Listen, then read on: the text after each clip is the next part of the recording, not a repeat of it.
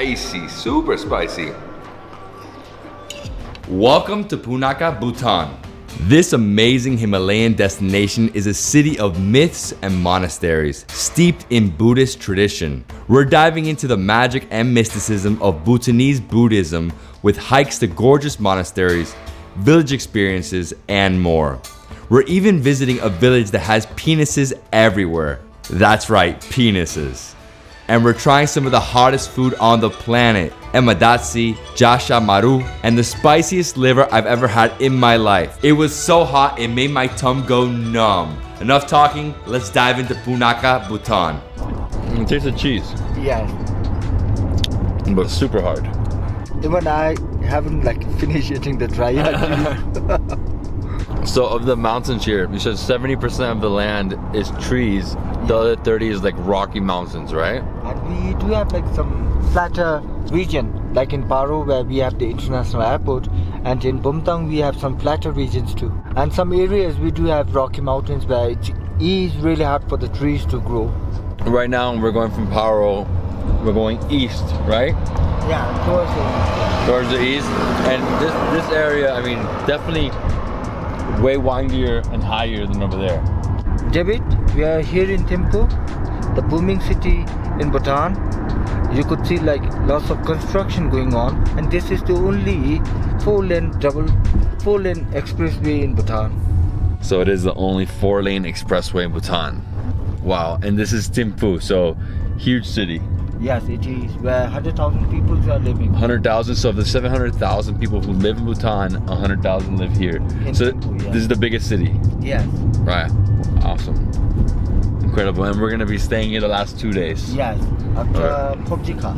After Punakha. Cool, man. This is beautiful. Love the colors. And so all these buildings that we're seeing here along the highway, these are all traditional style, right? It's a new style. This is new style? Yeah, okay. concrete. But the shape of the window and the roofing style has to be there. That is the traditional one. The shape of the window, which is called as trifold shape, and the style of the roof. So these are the new kinds of buildings in Bhutan now. Yeah, the reason I thought it was traditional is just the look of it. Yes. With the different paintings Yes. of different, I guess it's animals, right? That's Yes. animals there? The 4 dignitaries. We have dragon, we have tiger, we have Garuda, the mythical bird, and we have snow lion, the 4 dignitaries, the 4 superior animal.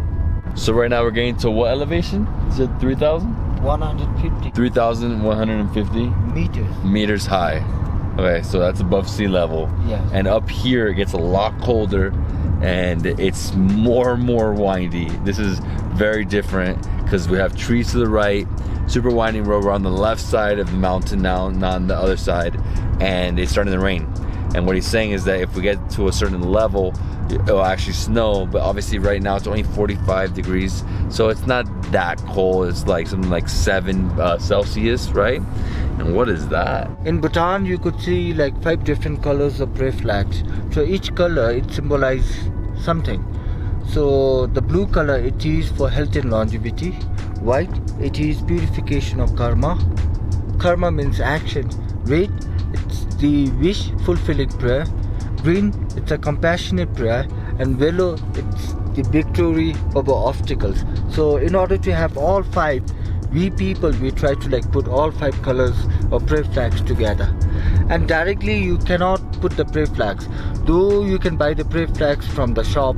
Once you buy the prayer flags, in order to purify, we have to take the prayer flags to a temple, and the monk from the temple will do the purification. And again, we have to see the lunar calendar in order to see a good day and the bad day to put the prayer flags. And right there, my friends, is snow. My first sighting of snow in Bhutan. I get super happy when I see snow because I'm from Miami. I never see snow. Oh. Never. Okay guys, so we're making a quick pit stop here at, what is this? You said it's 108 mountain stupas? 108 Bhutanese style of stupa. 108? Yes. They have 108 in numbers. And when does this date back to? It was built in 2004.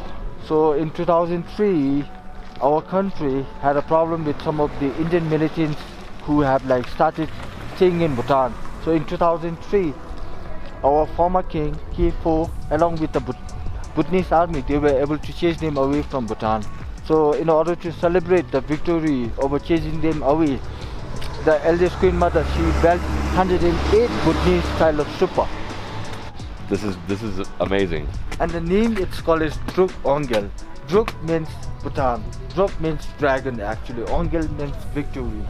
Actually on a very clear weather you could see the Himalayan mountains, the ranges on that side. Oh yeah? So on a very clear day you can see the Himalayan mountains over here to the left. Fortunately right now there's a huge fog coming in, mist. It's a little wet over there. And this is it. When you make it here to the top, you have one huge stupa and you have the 108. And each one has the Buddha, right? Yeah. In order to overcome the 108 defilements, we have like 108 volumes of prayer, 108 numbers of prayer flags and so on. So it is to overcome the 108 defilement inside our body. Okay. So 108 is like the lucky number in Buddhism, basically. Something like that. It's like the number that they always, everything's for that. Yeah, I actually did in Korea, I stayed in a temple, Buddhist temple, and we had to do 108 bows. Oh! 108. We have like 108 defilements. 108, exactly. All right, so we're done here. It's beautiful. It's 108 stupas. They're all basically exactly the same. They have some writing.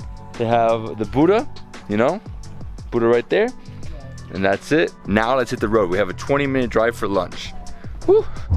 You'll notice that this road is it's a little bumpier, a lot more potholes, and lots of snows. And what T's telling me is that what happens here is whenever there's snowfall, like heavy snowfall, the road will close for 4+ hours before somebody can actually come out here and start cleaning it up.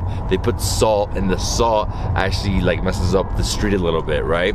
We are going to a restaurant called Menchuna, and we are going to have the traditional Buddhist food. There will be chili, a lot of chili, and cheese too.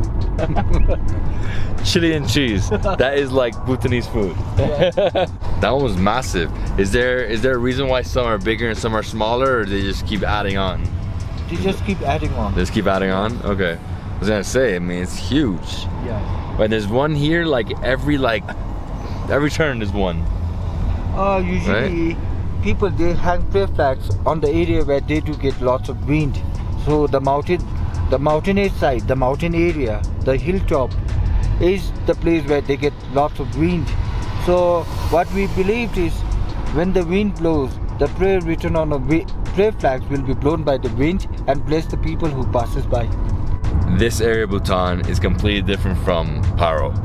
Yeah. Completely different. I mean, this is like pure forest. Here it's like never-ending forest. Here it feels like you're in a jungle. There were certain points there that you really, it's different. Yes. And we're almost at the restaurant, right? Appetite. Appetite. Almost there. I'm hungry, guys. All we have is small momos. Come on.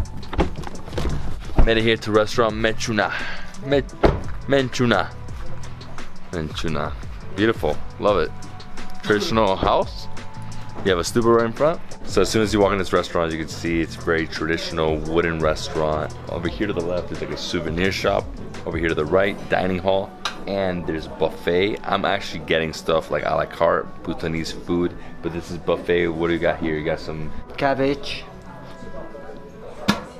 We do have noodles here. You should try this one. Chicken. What is that? And chili. Chicken chili? They do have some beans, mixed vegetable. This is spinach. Here is the 4 traditional dish that you are going to try. Dry fish with chili, dry pork with radish and chili, chili paste, squash with chili.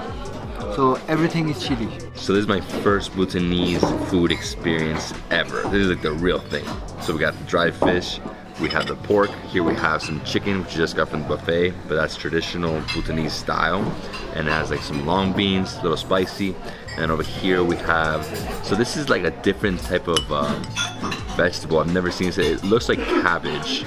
And it has some like, is that red chili or is that like, yeah, it's red chili. Whoa. Then we also have this, the red chili paste. not so hot. I haven't tried that. Ooh, no, that one's hot.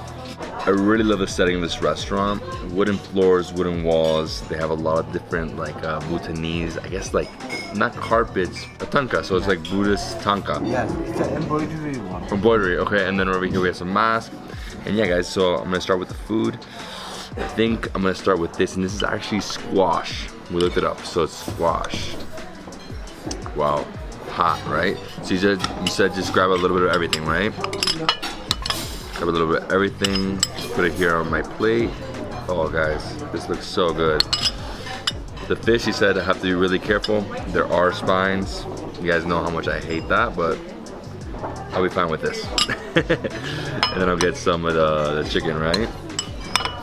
Some of the chicken with a little bit of long beans right here. Dude, this food looks incredible. And you said to put just like non-stop, like just like drizzle? Fine? Okay, so I'm gonna dive in. I'm gonna first start off with the red rice with some of the chili.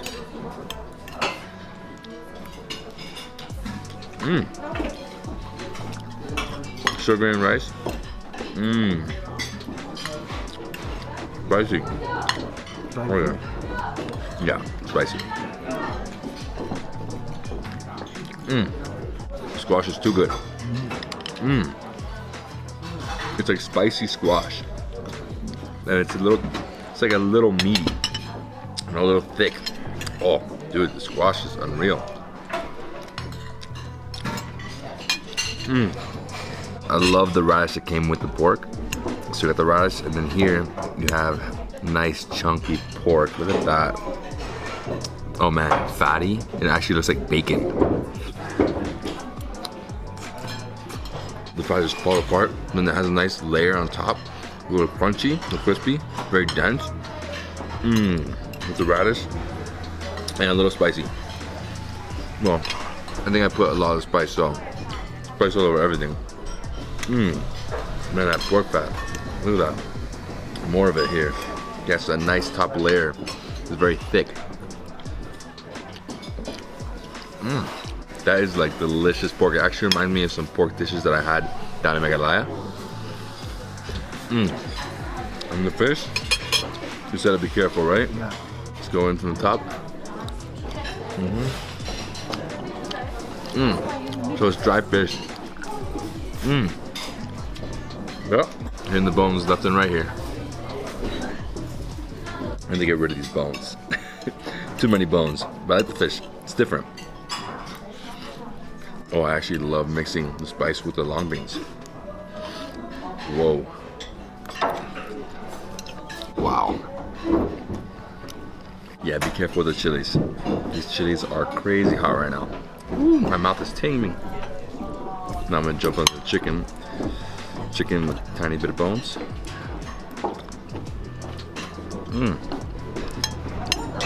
Fish, you definitely have to have some spice. It's not hot. It's light sauce. It says it's curry, but it's a super light curry. If you like spicy food, whew, this is like spicy, man.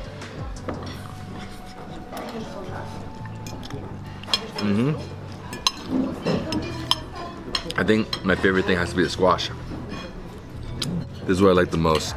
So I'm just gonna have the rest of it. It's so good, guys. Tons of squash. Look at that. It's a big portion, huh? Yeah, so having the squash, a little bit of spice. Oh man. It's good.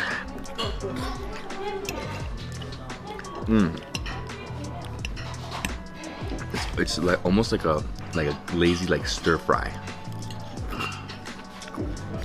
Look at the oil coming down this fish. It's a nice small fish. You can see the bones right here. Tons of bones. So what you have to do, if you want, you can just break it up, pull it out. The main thing is you don't want to get the spine. The spine is the worst part. Go around the spine.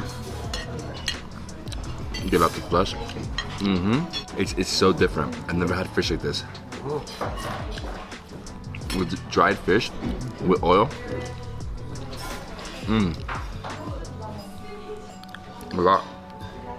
And right here, I just kind of pull it off. Oh, there it is. pulled it off completely. We get the rest of this pork. Look at the oils. Nice radish. Look at these pieces of pork. In the fish, there's this awesome veg. All oily. Ooh, I think I overdid it with the chilies.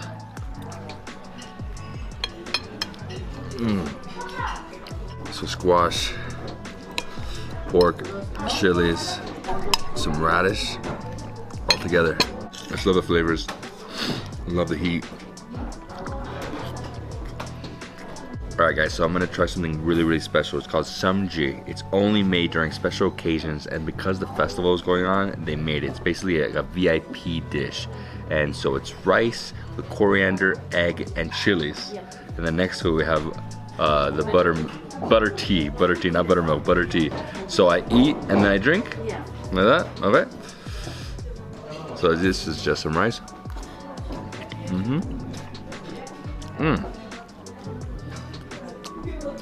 Not so hot. It's almost like a fried rice. Yeah.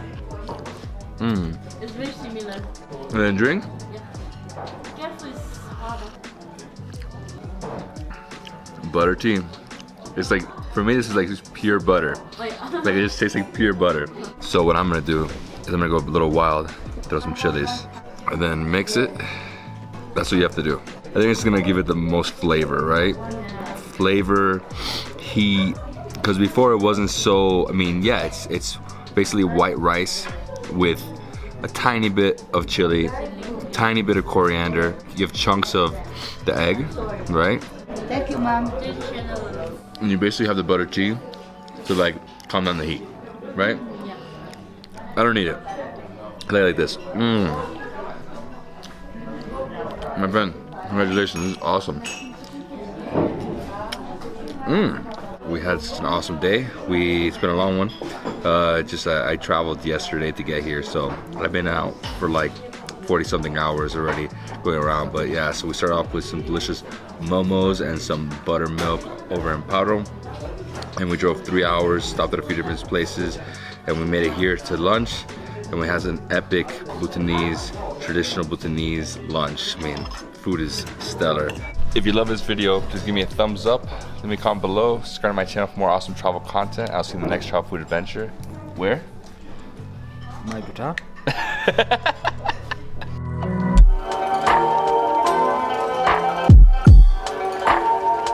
Good evening, everyone. I hope you're all doing amazing. This is David Hoffman from Davidsbeenhere, coming at you from Punakha district in Bhutan. Right behind me, we have the Punakha Fortress, and today is March 5th, 2020, and that marks the beginning of the Punakha Festival, one of the most important festivals in the country. We're gonna go inside now. We're gonna see a bit of it. It's 3 p.m. It lasts till like 4:30. So it starts at 9 a.m., finishes at 4 p.m. And then after this, we're gonna go see the longest suspension bridge in the country. Then we're gonna go to the town, we're gonna try some whiskey, some brandy, some beer. Then we're gonna finally go to the hotel and have some dinner. Bhutanese food for dinner? Yes. Good job. David, the program happening right now, it is about a hunter, a servant, he have a dog, they go for hunting. So they could able to like get a stag, a deer. And there was a meditation master who is called as Miller Rapper. So Miller Rapper with his song tamed the mind of a hunter, converted him into Buddhism and make him follow Buddhist.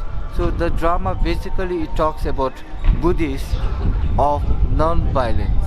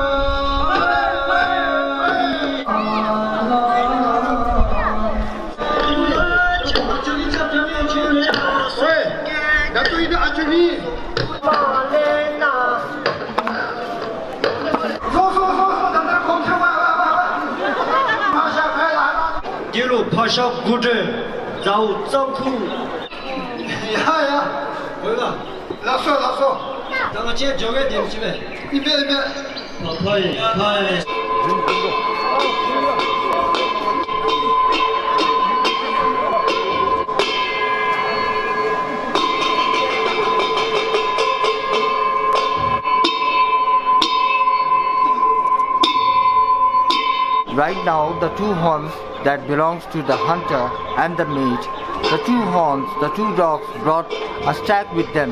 So they are performing about the stack, a dance about the stack and the two horns. Yeah, I actually like this one the most, and as you can see, I mean, so many people who just gathered around, and it's basically like telling a story, right? Each one is depicting a story of something that's happening. Yes. And yeah, I mean, how many people are here? Not more than Like 2,000? yeah, around 2,000 to 3,000. 2,000 to 3,000, yeah. 3,000. I mean, it's like the whole ground floor, and then upstairs in the balconies, it's packed as well. Yes. And it's all day long. It starts like at 9 in the morning to like 4 or 5 p.m. Yes, around 4:30 or 5. 4:35, and it's how it is, just like this. Just Yes. different scenes. Different dance, you can say, the different dance. A prayer wheel, so inside a prayer wheel, they have like 100,000 volumes of prayer.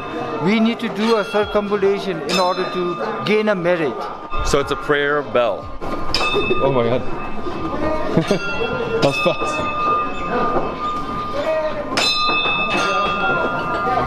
And this bridge is, so it's a wooden bridge, and it's one of the best spots to take photos from what I've seen. I would say yes. Okay, so we witnessed the festival. That was awesome. Loved it, man. I really wish we can get like super close to them, but unfortunately we just keep our distance. But it was awesome. I mean, you see them basically telling a story, right? It's like a mini opera in a way. Yes. And yeah, so now we're gonna go to the bridge. To the longest suspension bridge. This is the longest suspension bridge we have in Bhutan. It is 160 meters long, and it is built on the male river. So in Punakha we have two rivers. We have female river and we have male river. So the longest suspension bridge has been built on through the male river, I would say. We made it. There it is. Suspension bridge. It's just in the middle of here in this valley, huh? Beautiful. All the rivers here are very shallow like that, right? So super low, shallow rivers. This is a very big tourist spot, obviously, because of the festival. Lots of people here. That's why you have so many people crossing right now. A dice game. They're playing for money. Oh yeah? Yeah. So they're gambling right there? Yeah, kind of. And then over here we have some snacks for sale. That looks amazing. How many feet you said? It's like 160 meters. 160 meters? Yeah. It's times 3. Yeah, 60 meters. Wow. And these are all just basically prayer flags. You could see the 5 colors. Yeah. Blue, white, red, green and yellow. Incredible bridge, man. It's wide, it's safe. Oh man, and the air quality in Bhutan is like unreal. Bhutan is a carbon negative country. A carbon negative? Yes, carbon negative country.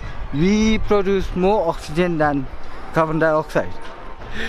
Oh man, there's so many people on it now. You can't even like, every time you like stand for a second, stand still, it just starts to move. It starts to bounce like really, really fast. I'm trying to get some shots here and I can't. It just doesn't stop moving. I think from the top is gonna be a lot easier. And yeah, this is it, guys. Epic views from this bridge. Incredible views. Look at this. Wow, love this. And there's also some ducks over here. You said some migrant ducks. Bhutan's unreal. I've been wanting to come to this country my whole life, for at least the past 10 years. So not my whole life, but at least the past 10 years. I've known about it. I've wanted to come. I'm so happy I'm here. Suspension bridge is a definite must visit when you come to the fortress. Woo. See, it's a lot easier when you get up here. Stop swaying. What are they doing? Play a game? Yeah, it's a dart game. A dart game? Yeah, where we need to pay something.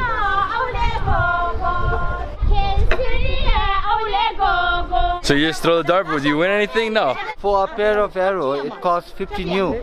If you hit that small target, you get 100 new back.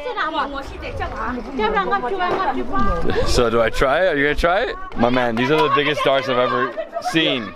I've never thrown darts this big. And you have to hit that little target. Yes.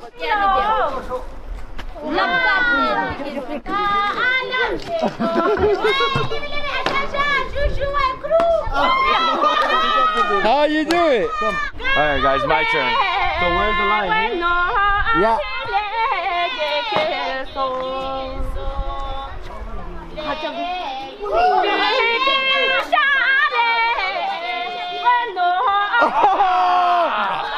Too short, man.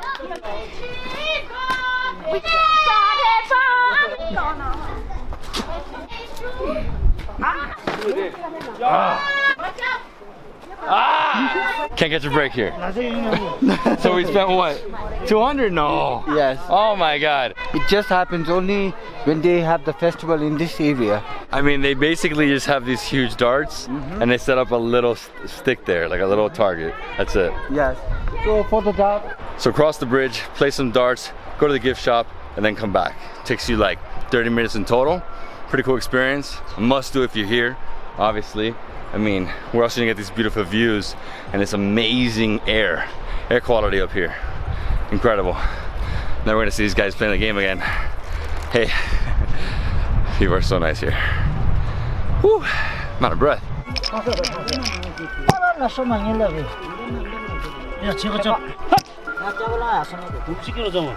So T, how far is the town from here?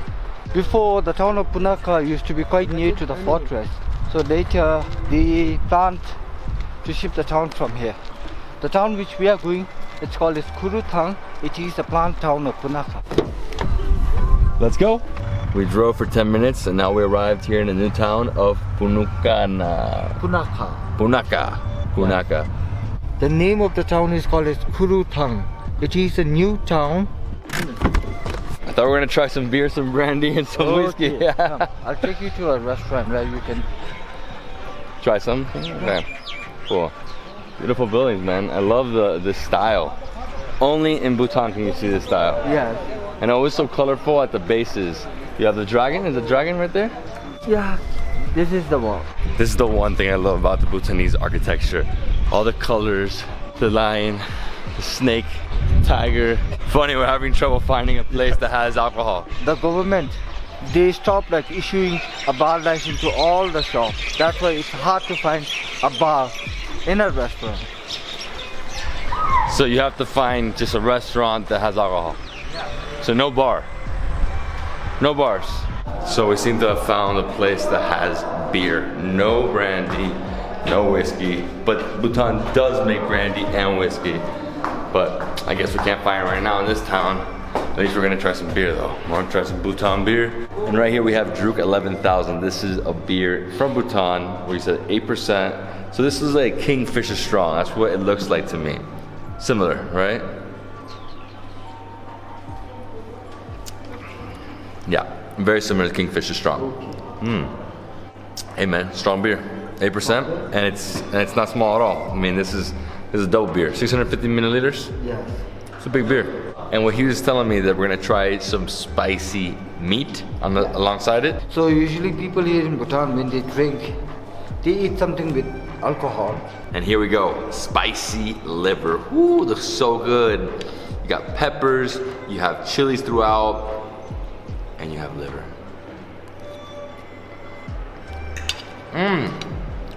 Oh wow. So freaking tender and buttery. Ooh, spicy, super spicy. So you need this to wash it down. It's like numbing spice. It's like Szechuan. Oh, my lips are numb. Oh, it's too hot, man. I like it though. I could eat a whole plate of this. You know, no idea what this is. If you like liver, good. This is amazing.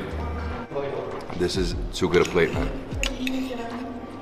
Wow. Look at this.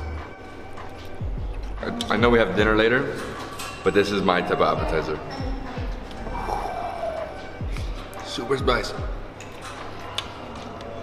That's so good. Fuego. Cheers to Bhutan. So numbing, so spicy. Ooh, I need just a little more. Just a little more before dinner. I don't think I can finish this plate. You're gonna have to help me, T. Ooh. Maybe one last bite. I can't even believe it. I've never had a liver dish this good. Yeah, never. It's straight up with Szechuan pepper. All numbing. Lips, tongue. It's the best. It pairs really well with the beer. Oh, it's good. Whew. So I think we're done, right? Let's go for dinner. Hotel? Bhutanese dinner at the hotel. I'm actually really, really hungry right now. It's been a while since we ate. It's been like 6+ hours. That liver was just an appetizer.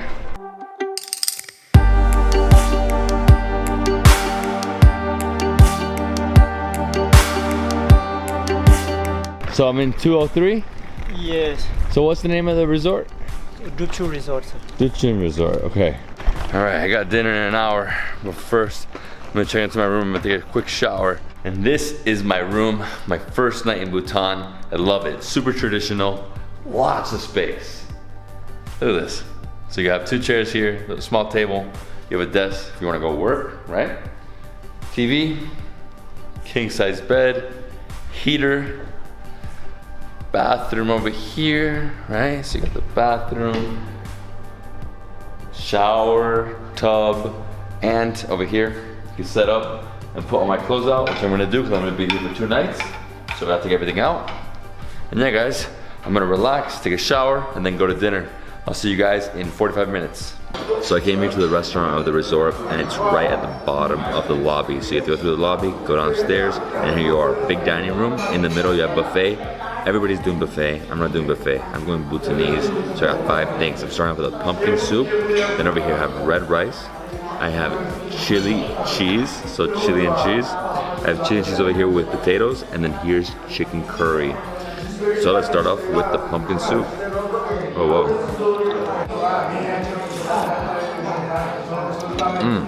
Oh man, super light, but spicy.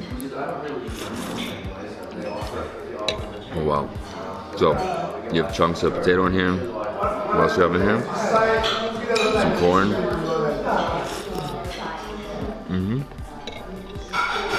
So I got some onion, and a little bit of rice as well. It's nice. It's not like a super thick soup. It's more like it's watered down. Look at this chili. Cheese and chilies. Red pepper, melted cheese, and chilies and onions. Over here, I'm gonna get some of the chili cheese with potatoes. This is their chicken curry. So as you can see, it's not like a regular chicken curry like in India where it's just big chunks of chicken with curry. This is more like a watered down curry, a little red. So as you can tell, it's spicy for sure. And you have chilies, onions, green onions, you have dices of chicken. Serve it up. So I think the first thing I'm gonna start with is this cheese and chili. This is gonna be spicy.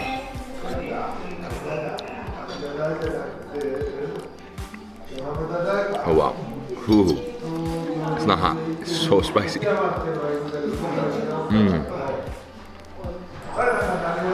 The red rice really like kombatsu. Whoa. It's like straight chilies. It's good, but damn, so spicy. Love the cheese. Melted throughout. So good. Right here, the same thing, but with potatoes.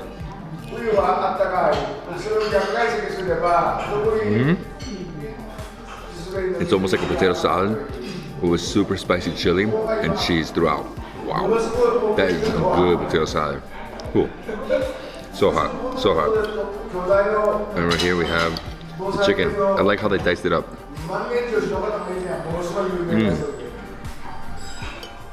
Oh wow, that's awesome.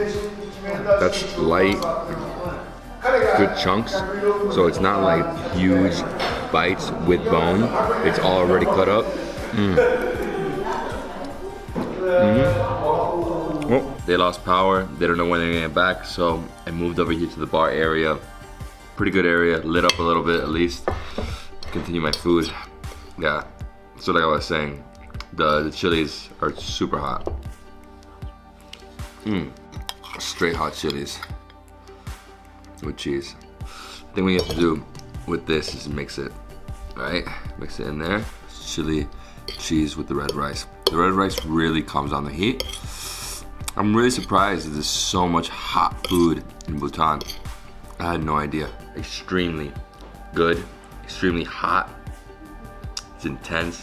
What an experience tonight with light, right? But it's all good, guys. We had a great day. I mean, it started off with the festival at the fortress. Pretty epic spot. Saw the festival. We saw like about an hour of the festival. It's the whole day from 9 a.m. to around 4 p.m. for 3 days straight, starting March 5th, 6th, 7th. We're also gonna go back tomorrow so we can see some more of the festival in the morning. And every single time it's different. It's not exactly the same routine, but you know, same spot, similar situation. And after that, we saw the hanging bridge. We crossed it, and then we threw some darts. It was really, really fun. Then came back, and then we went to the town, and then I tried some super, super, super spicy liver, like Szechuan style spice, like numbing spice. Really spicy with a good beer, you know, really strong beer, like 8% beer. I actually like the beer. I think it's Kudruk 11,000. And then we came here to the resort, checked in the resort, went to the room, got ready, came to dinner, tried 5 things. Obviously the red rice is a staple. You're gonna have that every single time you eat, like every single time. That's what they produce here in Bhutan. The chicken curry, really good, really different. You know, it's a mix. It's like diced chicken with vegetables. Then we had the cheese chili, or the chili cheese, or whatever it's called. So hot, so good, but so hot. Like too hot. We also had the same thing, but with potatoes. That was lighter because less chilies. And we had the pumpkin soup, which is really good. I didn't finish it at all. I let it sit there for a while. So guys, I hope you enjoyed the day. It really was an epic experience. I love Bhutan. And if you guys love this video, give me a thumbs up. Leave me a comment below and subscribe to my channel for more awesome travel content. I'll see you in the next travel food adventure in Bhutan. I'm gonna have a little more. Oh man, these chilies are too much, but they're good.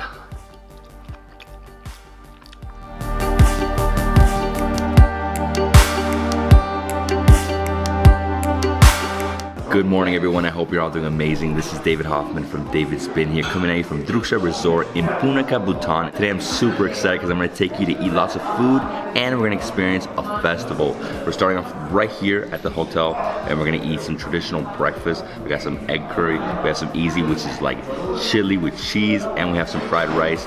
Then after this, we're going to go to the Punakha fortress to experience the Punakha festival, a multi-day festival. It's one of the most important festivals in the country and it takes place every year in early March.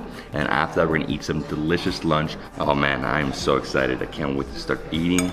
Look at this chili with cheese. Oh my God, this looks spicy.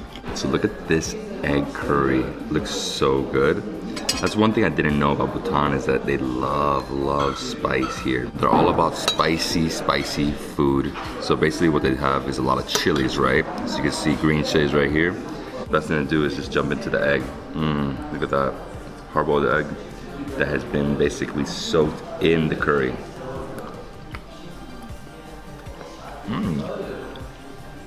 Oh yeah, I like curry.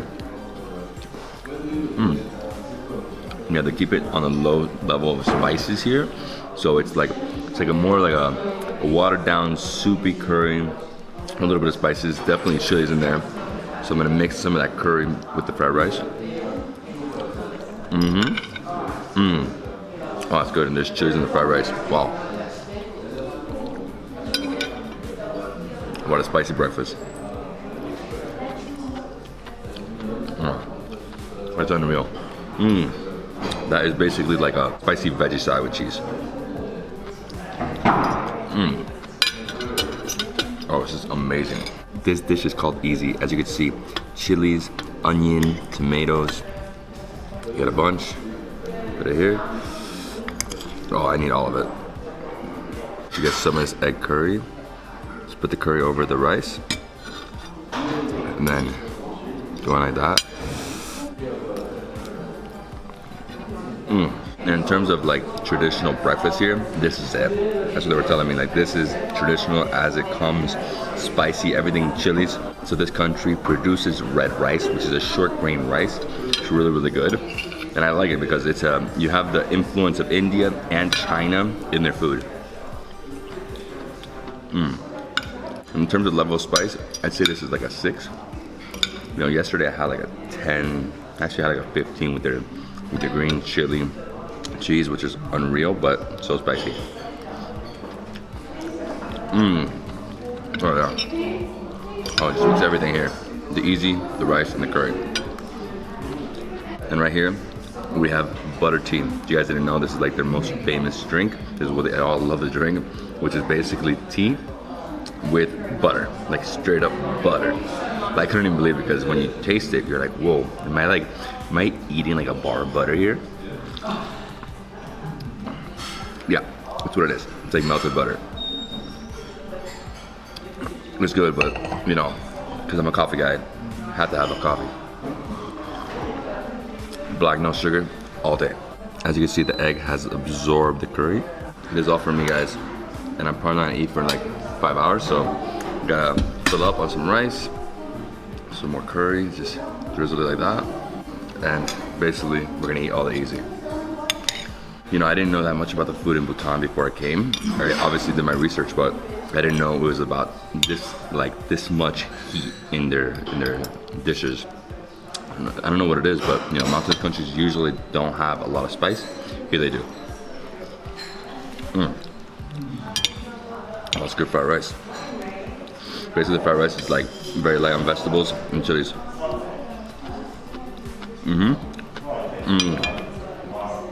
The easy's the best. Basically a chili salad. So this is a traditional Bhutanese breakfast. You have to try it when you come to Bhutan. All right, guys, let's go to the festival. Morning tea. Morning. How you doing? I'm good. How are you? Very good. Did you have a good breakfast? Yeah, man, amazing. Easy. Super spicy. Did you like the fried rice? I loved it. Fried rice, egg curry. Oh, so good, man. Morning. Morning. Actually, the festival Punakha is for 6 days. 6 days. Yes. And for the first 3 days, it's called as Domche, that has been finished on 4th. And the Sechu started from yesterday. It will be the 2nd day today. And you will be seeing a lot of people coming to the festival today. We visited yesterday. We saw like the ending of the first day, and it was really packed, easily 2,000 plus people.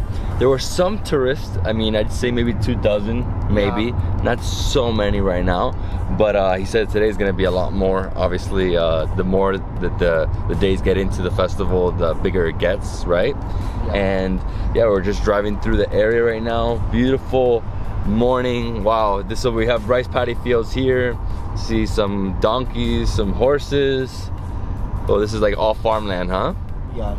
And the people are the semi-nomadic people. The semi-nomadic people, it is 2 hours a journey to their valley. So most of them, they live with yak, and during winter, because of the harsh winter climate over there, they come to Punakha. And by March, they go back to their area. So before we get to the fortress, I want to get a great shot of it from here, saying that here we can see the 2 rivers joining, and that's where you have the best shot of the fortress. Wow. On the right is the male river, we call it Pochu. On the left is the female river, we call it Mochu. Pochu and Mochu. And that's it, both rivers, male and female river. This is where they connect. Right there we have the fortress, gorgeous fortress, beautiful scenery around, mountains. I mean, this area is just incredible. It's a little nippy right now. It's like 45 degrees Fahrenheit. Oh, 9 in the morning. Uh-oh. Cars everywhere. All right, guys, let's go to the festival. I'm excited, can't wait. Love this. Love festivals. The name of the fortress is called as Davidsbeenhere Podrang, which means the palace of the great happiness. The coronation of the first king, second, third, till to the 5th king, the coronation was done here. Recently, in 2013, the royal wedding took place inside the fortress of Punakha. Before we enter the festival, we came here across the street to a mini market. Now, what is this market? So usually this market, it happens during the festival. People, they think that the shopkeepers, they think that lots of people come for the festival. They will be able to sell their products. So it's a small stall where it comprises of food, clothes, toy for the children and everything. They just feel that they could able to sell more during festival. So it's basically like a pop-up market. They have lots of food, they have peanuts, and they have, you know, different things from Buddhism. Like, so they have Buddhas for sale, they have cups for sale. What else? Just like toys for kids. I mean, it's a mix of things here, right? These are pretty awesome wine containers. I mean, they're like little jugs, right? Red, black, small, big. Hey dude, I want to buy one of these. These are cool. So you split it up with wine? Yeah. Peach wine? Rice wine. Rice wine. Ara rice wine. It's made locally. It's made at home. We just crossed the main bridge and now we're gonna go up into the fortress, and he was saying is that around 10 a.m. they close the door and they don't open it for a few hours. So we have to hurry up and get in there. All right, here we go, let's go.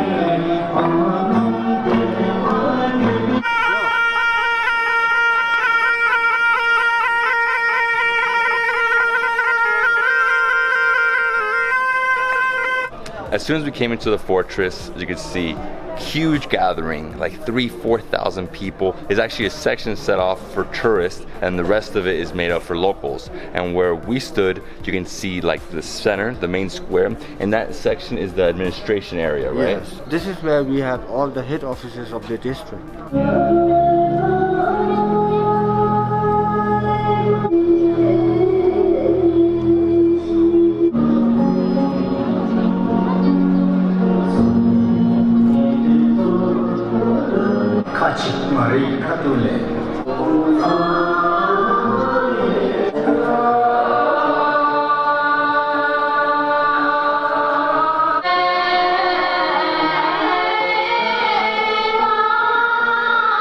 It's a monastic area. It's mainly for the monks. Punakha fortress is the winter residence for the monk Buddhists and the chief abbot. During summer they go to the fortress of Thimphu, and during winter they come to the fortress of Punakha. Right now there must be like 400 to 500 monks living here. The central tower, it's a 5-story building which divides the administration and the monastic body. I'll show you the monastery. Inside this building we have a room where only 3 people are permitted to go in. So they are the former king, the K4, the current king, and the present head of the religion, the chief abbot.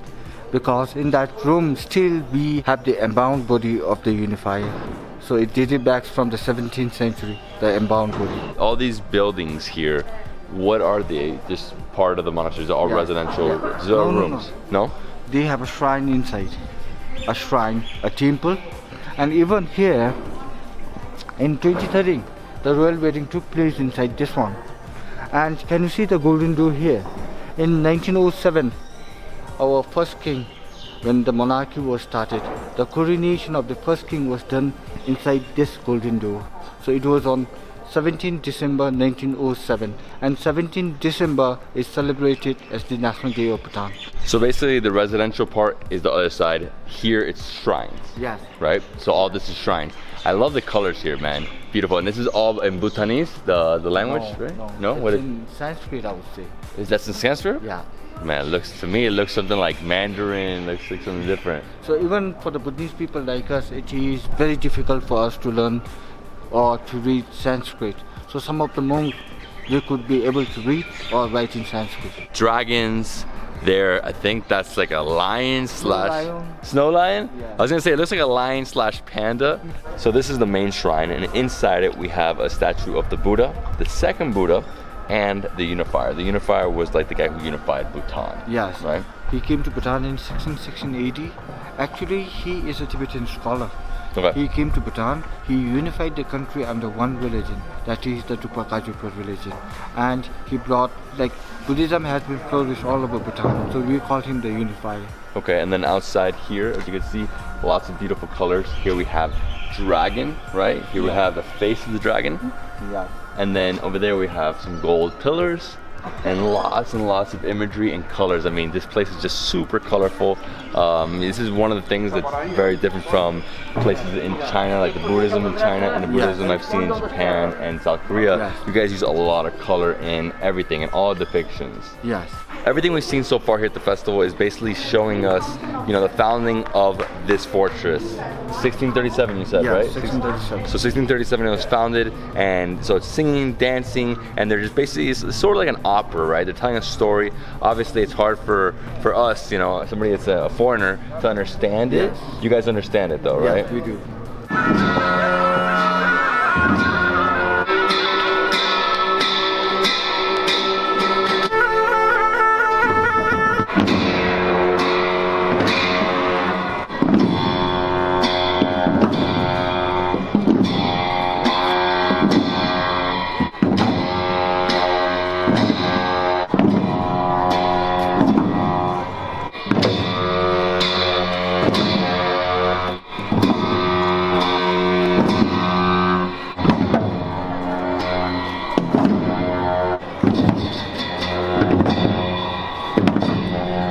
So when you come to this festival, I highly recommend you get here early to get in front of the tourists, because it's crazy. It's just way too many people, and you can't sit with locals. You have to sit in the tourist area, which is actually a great spot. It's like front center, right in the front, but there's just too many people, and you have to like fight to get a photo. It's pretty crazy. But yeah, the festival was awesome. I mean, that's it for us. So we're gonna go now to have some lunch.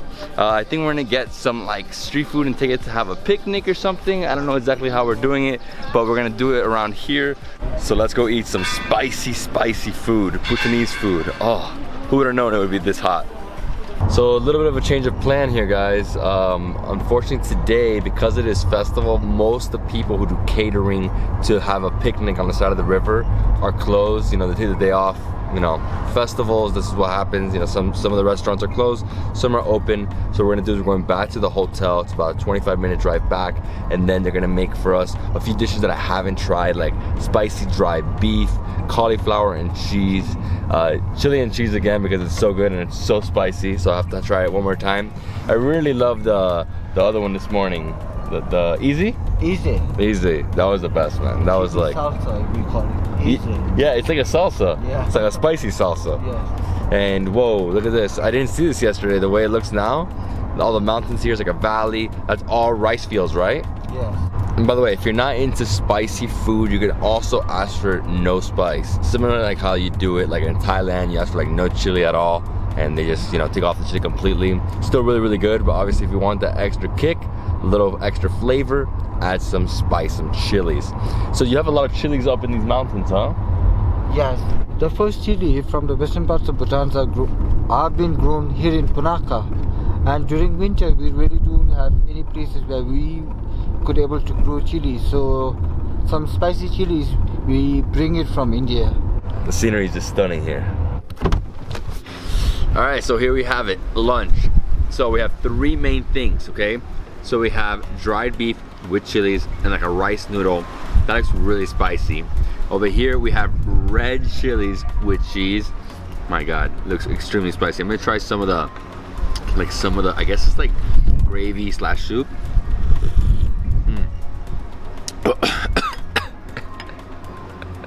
Super hot.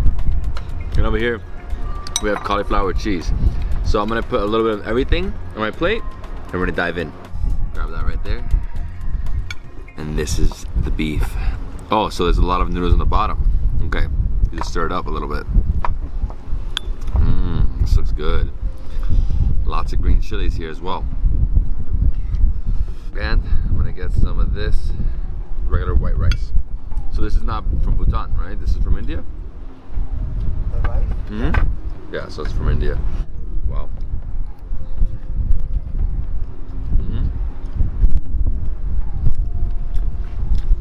Super chewy. Lots of flavor. The beef is a little hard. That's because it's dried, you know. But you have a nice fat right here. Yummy. Oh, super spicy. Nice green chilies. Now I'm gonna dive into the chili cheese. Chili cheese. What a combination. It's a little too much, huh? A little bit.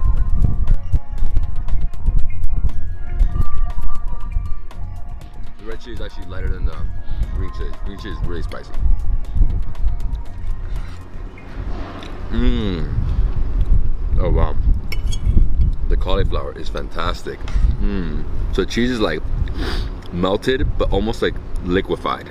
Like not melted like gooey, more like liquid. Mm-hmm. Mm. And what you have to do is get some of this, mix with the rice.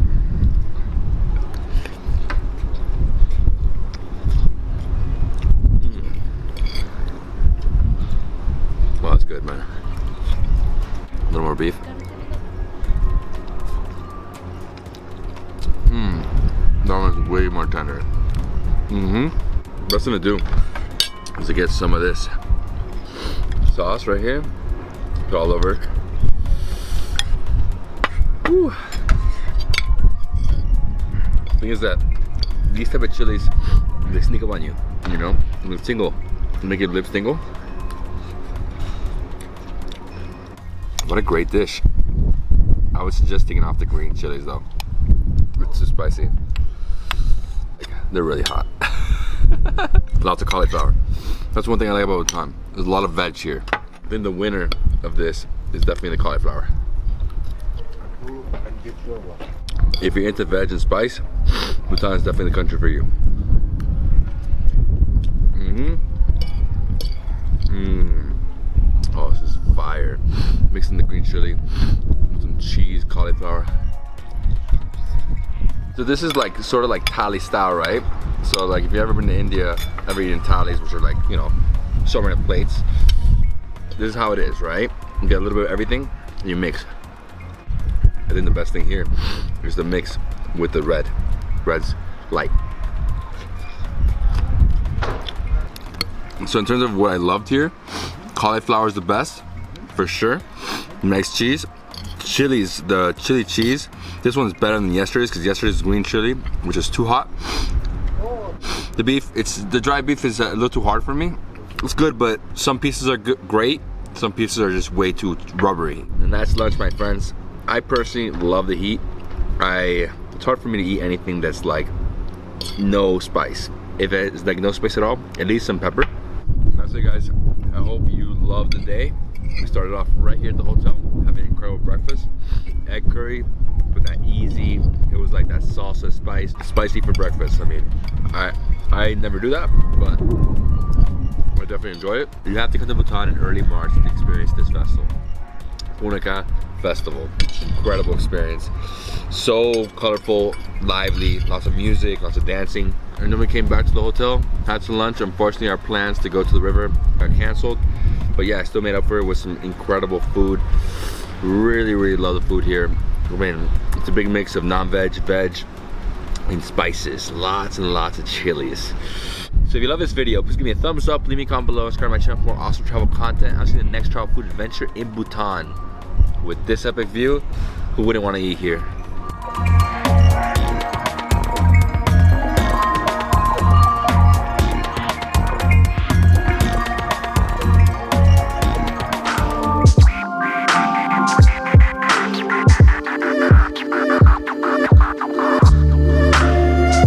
Good evening, everyone. I hope you're all doing well. This is David Hoffman from Davidsbeenhere coming at you from beautiful Punakha, Bhutan. Today what we're gonna do is we're gonna hike 1 hour all the way up to that monastery, which was built by the current king's mother. You know, we can't film or take photos inside because that's completely restricted here in Bhutan, but we're gonna explore the area. Then after that, we're gonna come back down, we're gonna get in the car and drive over to a homestay to have a traditional Bhutanese dinner. And what are homestays? Basically, if you want to, as a foreigner, you can go there, you can stay there and experience local life. You guys ready? You excited? Let's go explore Punakha, Bhutan. Woo! 1 hour hike. Let's do this. My friend. Hello. How you doing, T? I'm good. Where we going? We're going to a temple. So it takes around an hour to hike up. It's been built by the mother of our current king. It was built for the protection of the country and to spread peace and harmony to the world. I like that. Peace and harmony. That's what Buddhism is all about, right? Yes.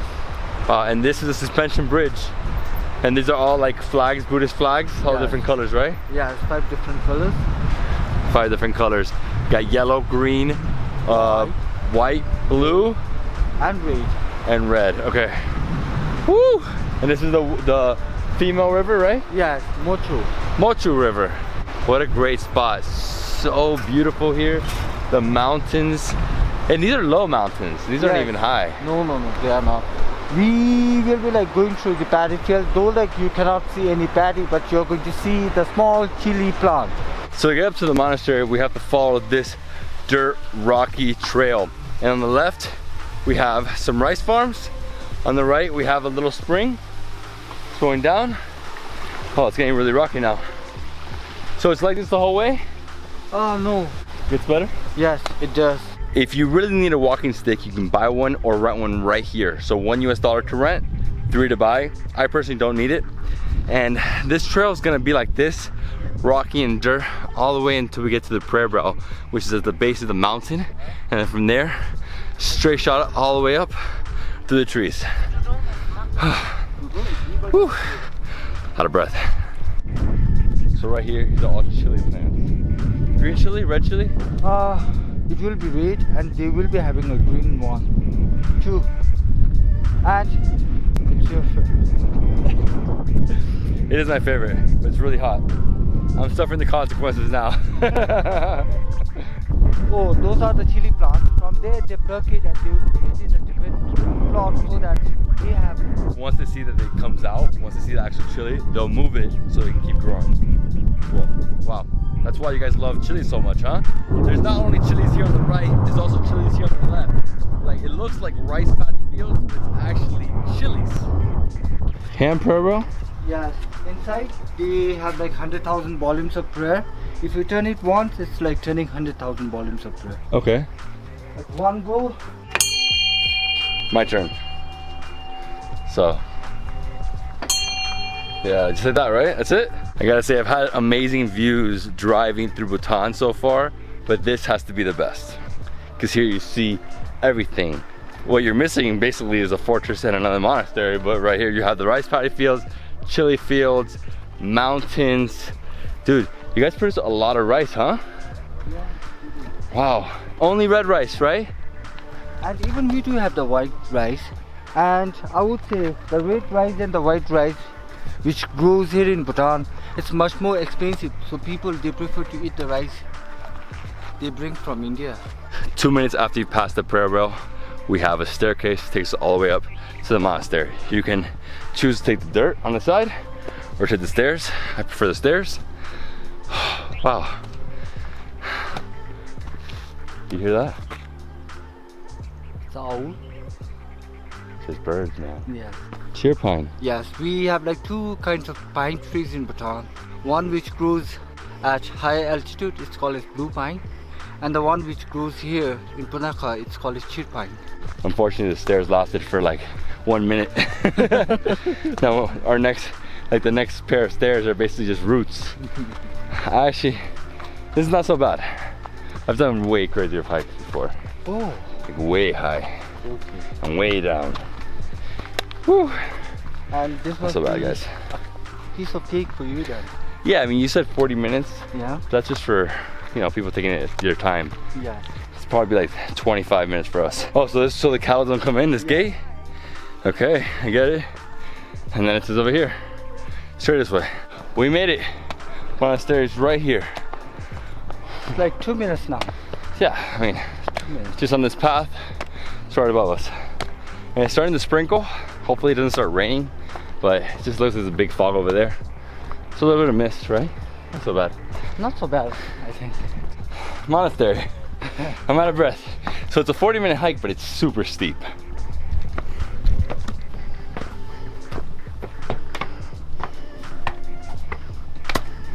David, now we are going in. You need to take off your cap, your shoe. My shoes. Yes. I know, I'm joking. Every single monastery in the world, man. Yes. You have to.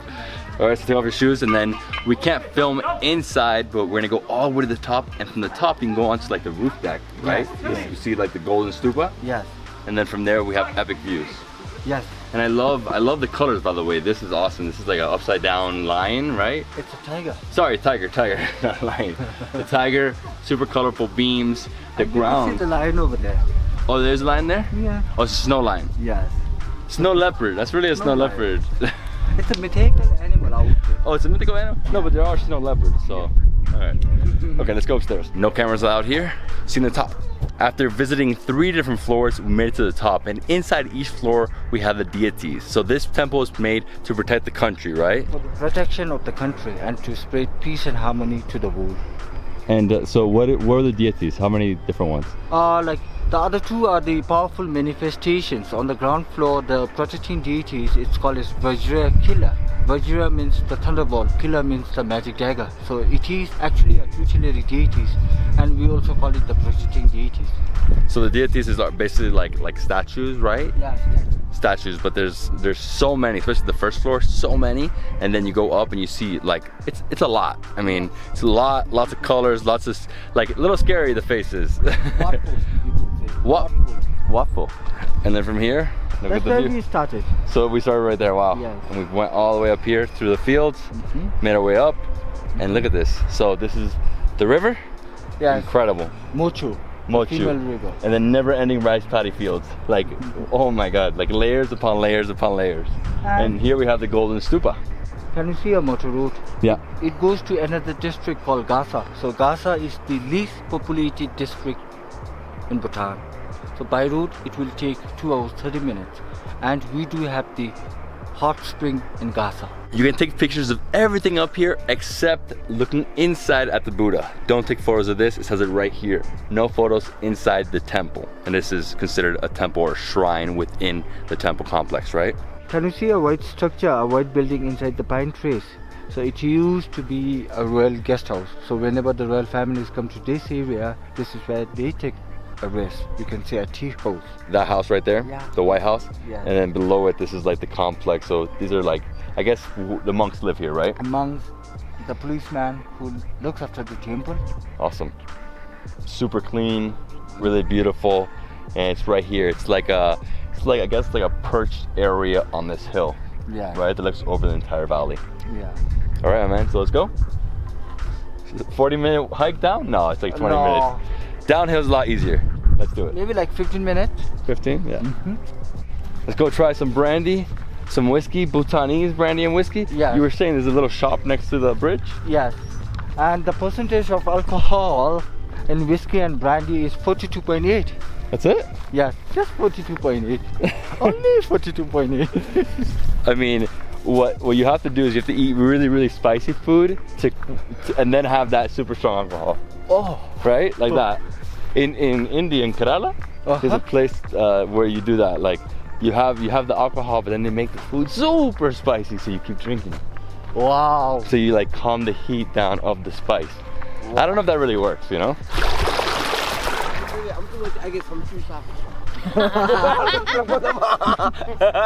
The chili plant? Yeah, these are the chili plant. Tell the sun game to set the Punakha chine. You quarter bus semi ton semi. Wow, look at this, the cattle. Not gonna be happy, huh? 3 cows and a baby, super cute baby. But every time I get a little closer for a picture, the mom gets closer to me. She doesn't want me close. All right, let's go, man. Let's go get that brandy. If you guys didn't know, my favorite alcoholic beverage outside of wine and beer is brandy. Whiskey, vodka, brandy's good. Especially that cognac. Yeah, this beginning part of the trail is really rocky. Whew. We're going up to this small little house. Looks like a small hut. Oh, lots of dogs here. This is sick, I love this. So it's like a little shop, right? Mini market. This is Bhutan Grand Whiskey. It's brandy, it's called as rock beer. The percentage of alcohol will be 42.8. I'm just gonna get 1 shot of each. Okay. That's good. To be honest, the only reason I'm trying this is because he was like, you have to try at least 1 time the brandy, the whiskey, and the beer. They also have like peach wine and a few other things, but obviously I'm gonna try the brandy. Gotta try the brandy, and this is the whiskey right here. Ooh. Yeah, the brandy smells way better than the whiskey. I'll just try it. Ooh, strong. Oh man. Some strong whiskey. I mean, not so bad, but strong. And here's the brandy.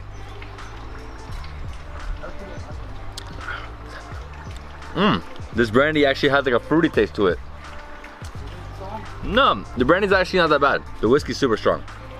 The brandy just tastes more like a... The percentage you say? Percentage the same, yeah, but damn, they're both strong. Oh! So the price is 40 for this one, 40 new for the whiskey, and 20 for the brandy. I feel like the brandy's better, but he said it's a really good whiskey. Like it's a really good quality brand, right? It's for you, my friend. You don't drink, right? These guys don't drink. I don't drink either. Oh man, that was not my favorite whiskey or brandy at all. I mean, I left the whiskey, drank a little bit of the brandy. I mean, not so bad, but just not my style. It's a little different. Ooh. Now we have an hour drive to the homestay. 1 hour, right? Yeah. You ready? You hungry? Yeah, a bit. I'm starving, dude. We've been driving for about 30 minutes, and once we got to the town, the main town, we had to cross the river on this bridge, and now we're on the other side. This is the side I haven't been on. I only came here one time when I crossed the suspension bridge, and then from here it's about another like 20 plus minutes. Yes. Yeah, so it's just straight on this road, right? Yeah. So there's one road on each side of the river, one main road, and that's it. And that connects all the villages. Yes. We are going to a homestay which is called as Happiness Filled Village Homestay, and the lady over there, she prepares the best food, I would say. And it's crossing the river, so we have the suspension bridge to cross. They built this for the homestay, so if you stay here you have to bring your luggage. The best air on the planet is in Bhutan. Best air and water for sure. Look at that. Incredible. And all the rivers are like this in Bhutan because obviously we're in winter right now, so less water, so they're very shallow. Right here it's basically like rapids, right? So if you wanted to, you can also go on rapids. So what do they do? They lock this at night? Yes, they do. So basically there's security right here. So you're safe. When they lock this, there's no way anybody can cross. Like no way. There's no road to this area, right? This is crazy. I've never been to a place like this. Like this secluded. Is this the owner here? Once you cross the bridge, you have about a 5-minute hike all the way to the house. And in between, we're on like a path, and over here to the left and to the right, we have like rice paddy fields? Yes. More rice paddy fields, right? Yes. But during winter, they try to like grow the crops which is suitable to grow during winters. So we're gonna eat some of the best food in Bhutan right here. Yeah, you will. It's like real local, like homemade. Yes. Love the house. And maybe like you could see the lady preparing the food. You can ask the lady to like tell you some recipes so that when you go back, you can cook some for you. All I need is chilies and cheese. Hello, how are you? I'm Carmela. Nice Thank to you, meet nice to meet you too. I heard you have the best food. Oh, this is awesome. Traditional, huh? Welcome. Have a seat. Make yourself home. I love this. So I can sit down, like down? You said ara, right? Ara? Ara, it's a rice wine, and it is similar like the Japanese wine sake. I love sake, so I'll have one. Right. Hey. Okay, so I've been in here in the kitchen for about 20 minutes watching how they make a few different dishes. So we saw first the chicken. What's the name of the chicken dish? Chicken pot. So chicken pot is like a dried chicken. And then the next thing she's making is a spinach dish. This is chicken maroo. So we're also watching them make the chili cheese. So it's chili cheese and butter. Lots. Oh, madatsi. Yeah. And madatsi, okay. And then this one has tomatoes, garlic, onions, red pepper, and then they're gonna chili. Sorry, not red pepper. Chili, and they're gonna put all these spinach, like a huge basket of spinach on top. So it's like a dry curry, not curry. It's a dry, I guess. Stir fry. Stir fry, exactly. And over here she's preparing ara, which is basically rice wine mixed with. You said you're gonna also put some other stuff into it, right? An egg and butter.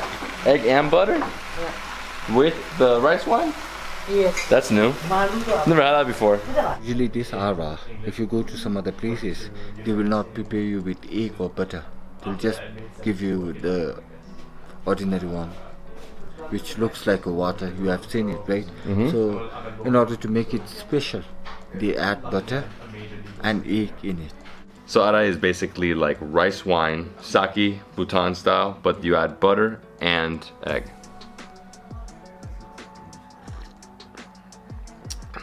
Oh wow, okay. That is, it's strong.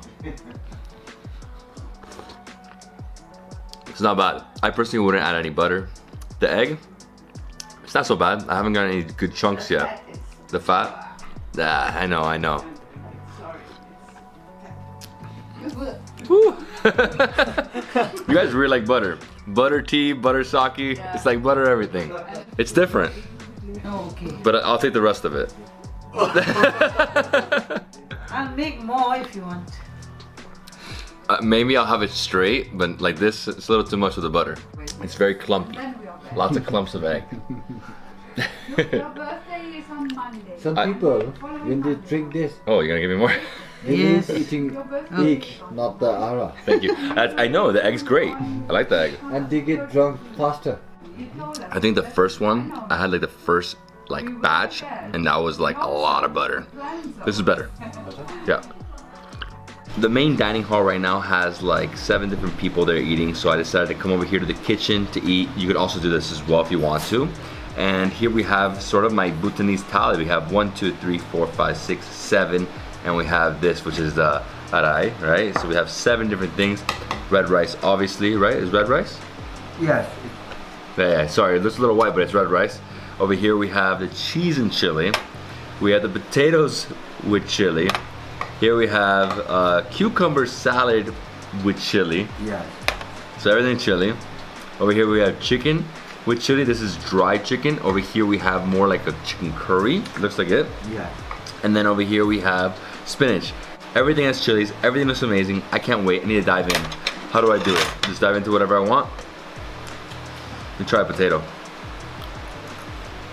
Oh, this is the best. It's so good, man. So mushy. A little spicy. Not so much though. You have green onions in there as well.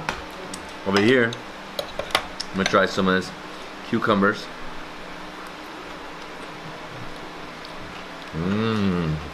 It's mixed with cow cheese. Cow cheese, yeah. The same. Nice fresh cheese. A little bit of chili. It's not so bad. This is awesome. I'm personally not a huge cucumber guy, but this is great. Wow. I'd say the cheese tastes very feta-like, just very fresh. So next up, jump into one of these chickens, right? Bones.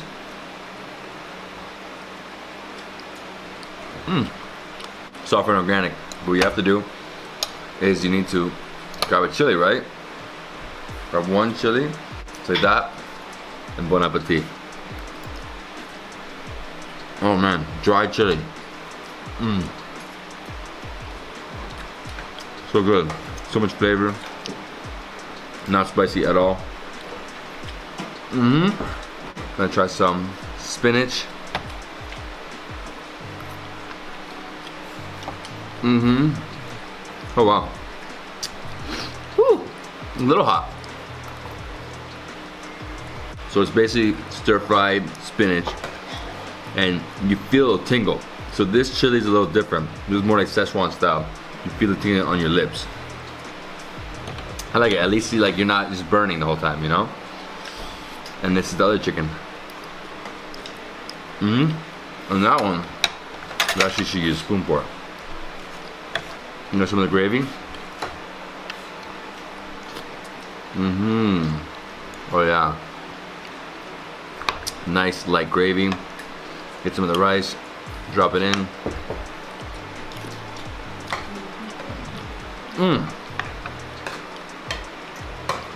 Wow, man. I loved it all. But you know what? I missed one.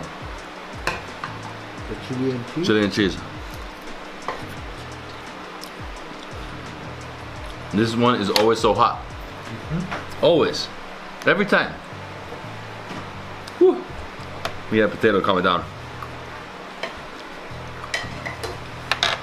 Actually, you need rice. The potato has chilies too. think my favorite was the spinach for sure. Chili cheese was great as well. That one wasn't too spicy compared to the last few we've had. Because I had it for dinner last night and I had it for lunch today. But last night's dinner was crazy. What I love about this food is how organic and fresh it is. So you see some seeds from the chili. And there's some amazing food, amazing. This cucumber salad reminds me of a Greek salad because of the cheese and the cucumbers. Also, they have a little bit of coriander, so it's a little different. I highly suggest staying at a homestay because every night you'll eat like this. Super delicious. I mean, you'll eat great at the hotel too. But here, you obviously with the locals. Look at that. Thank you. This is the best. I'm just gonna keep going with this. Oh, too much. I think this was amazing too. The chicken with the chili, dried chili. I had to go for some more chili cheese. It's just too good. It's unreal. So for a bonus, I'm trying the arai regular. So basically sake, rice wine. It looks like sake. This is way better. Yeah, way better. No butter, no egg. But the other one is special one. This is special what to be. Okay. Well guys, I hope you enjoyed the day. We hiked for 1 hour to see the beautiful monastery. We saw the view from the top, beautiful rice paddy fields, mountains, the river. Then we went down, we crossed the bridge, and we tried some whiskey and some brandy. Not my favorite whiskey. Brandy was okay. Then we came over here to the homestay and we had such an epic meal. We tried 1, 2, 3, 4, 5, like 7 different things. I think my favorite, I don't know. It's hard because the chili cheese was awesome. The chicken with the dried chili, amazing. Cucumber salad was pretty good as well. Potatoes, I mean, if you like potatoes, these are like spicy potatoes and not like over the top spicy, just a little kick. Guys, I hope you love this video. If you did, please give me a thumbs up. Leave me a comment below, subscribe to my channel for more awesome travel content. I'll see you in the next travel food adventure in Bhutan. I'll have a little more. That was lighter. Woo!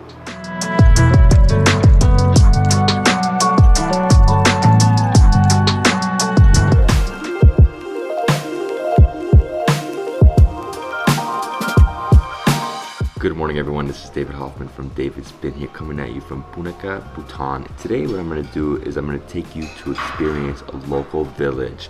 We're starting off right here at the resort with some breakfast, traditional breakfast. Got some rice porridge, we're also getting some fried rice and some easy, which is like super spicy chili salsa. And then after this, we're going straight to the village, we're going to explore the village, and we're going to have a lunch out there. And I'm very excited because I haven't really experienced the local village yet. I haven't like walked through. I mean, I went to one area and we just walked through a little bit, but this is gonna be like a real local experience. I'm very excited, and here we go. Third day in Bhutan, trying some rice porridge. I personally like rice porridge, but I have to add some type of heat because if not, it's too bland, right? This is actually very tasty. So we got the rice. Oh, it's different fried rice. This is very different, okay? And then that's the easy. I love the easy. I put the easy in everything. Some easy, spicy. So mix the easy with the rice porridge.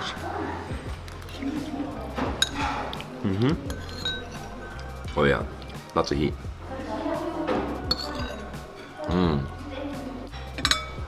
Easy, spicy chili salsa. So right here we have the fried rice. So this fried rice, as I said, is just a little different. It's not like regular fried rice, it's more sticky. Almost like a sticky risotto, right? And there's, what is in here? So we have some long beans in here, some onions, some more. Love this easy. Super spicy salsa. So I guess I'm gonna use a spoon for this.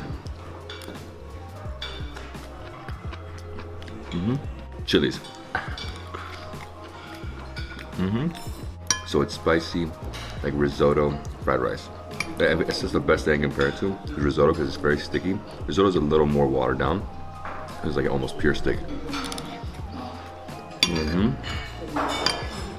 Get some of the easy. Go.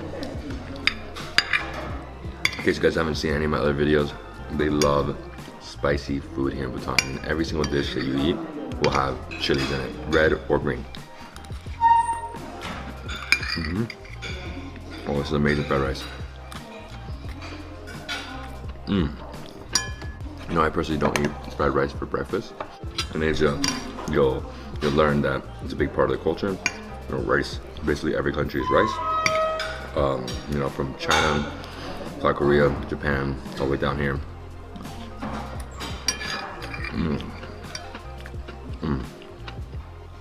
It's so good. Spice level, let's say 8. So the fried rice is like a creamy fried rice. And you actually have red chili and green chili, plus the easy. Oh. I love Bhutan. Fried rice with chilies in Bhutan, nothing like it. Here in Bhutan, the way it works is that most hotels just have buffet, like just regular like Western / Indian breakfast. But if you want to go, you know, the way I go, which is like eating Bhutanese food all day, every day, that's it. I gotta ask for some traditional dishes. It's extra, but it's fine.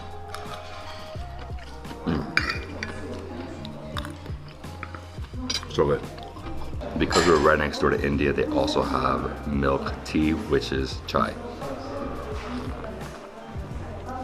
With ginger. Wow. Yeah, I prefer this over this coffee for sure. Yeah, it's just some black coffee. This is phenomenal. So guys, I hope you enjoyed this. Let's go now to the local village. Morning. Morning, sir. How are you? Good. T. Hello, morning. How you doing? Good. You? Ready to go, man. Where are we going? First, we will be hiking up to the Temple of Fertility, and we will be walking through the village, and you are going to see lots of phalas. Okay, so we're going for a hike and then we're going to the village. Yes. Okay. No. We will be walking through the village to the temple. Oh, walking through the village to the temple. Perfect. Okay, great. Oh, another great day, man. Beautiful. It's actually a little colder today. A little colder. Yeah, should I have brought gloves? No, not that cold. I don't know. Look at the walls of every house painting. You could see a picture of phalas. It is a symbol of fertility, and it will chase away the evil spirit. So every single house has this? Yes, everyone. Whoa, That's look why at this. I call this village the city of phalas. City of Phalas. Yes, you'll see it everywhere. Look right here. So it's basically a penis that has eyes. It's just a painting they did. It's just a penis. Yeah, obviously. And then in the store they sell penises. Yes, everywhere. This is awesome. Whoa. This is unique.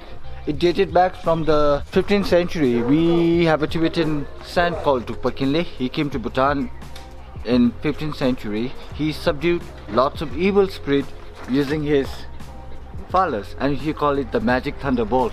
This is really funny. On the stairway going up to this restaurant, you have a penis over here and one over here. So the whole area has penises on the walls, basically. I mean, but this is not just an ordinary penis, obviously. And the penis has like fangs. A little scary, but it's cool. And this is an authentic painting and product shop, so souvenir shop. And over here, look, all these different souvenirs, all penises. I mean, sorry, this is just really funny. I've never been to a place like this. This is really interesting. So all these are traditional houses and they all have phalluses all over them. Yes. Is there a certain reason why some are different colors, some have eyes? About the colors, we really don't have any meaning. It's just the painters who have like painted it in a different color. Okay. It's just the phalas which has the meaning. That is, it is a symbol of fertility, and it will ward away the evil spirit. And that's it, guys. I mean, you walk through the village, it takes around 2 minutes. That's all the houses, really beautiful architecture, and the phalluses are everywhere, obviously. And once you pass that, we make it here, and right, this is basically rice paddy fields. And yeah, so it's basically restaurants and handcraft souvenir shops, right? And then all the souvenir shops obviously sell phalluses. Yeah, different size of phalas. Different size phalluses, and that's a symbol of fertility, guys. I mean, that's the meaning of it, fertility, and it washes away, or you know, keeps away evil spirits. Whoa, this is beautiful, man. The village's name is Sob Sohab. So this is the first part of the village. and then you walk through this rice paddy field and you make it to the second part of the village. So it's the same village, but in between you have a rice paddy field. Look, so you have the water right here. It's a little wet, gotta be careful, you can slip. Just try to stay on the dry areas. Okay, hard here. Stupa! So this is a water prayer bell. So with the help of water, it turns. I like this. This is cool, man. I've never seen it before. The prayer bell with water running through. Took 1 minute to pass the first part of the village.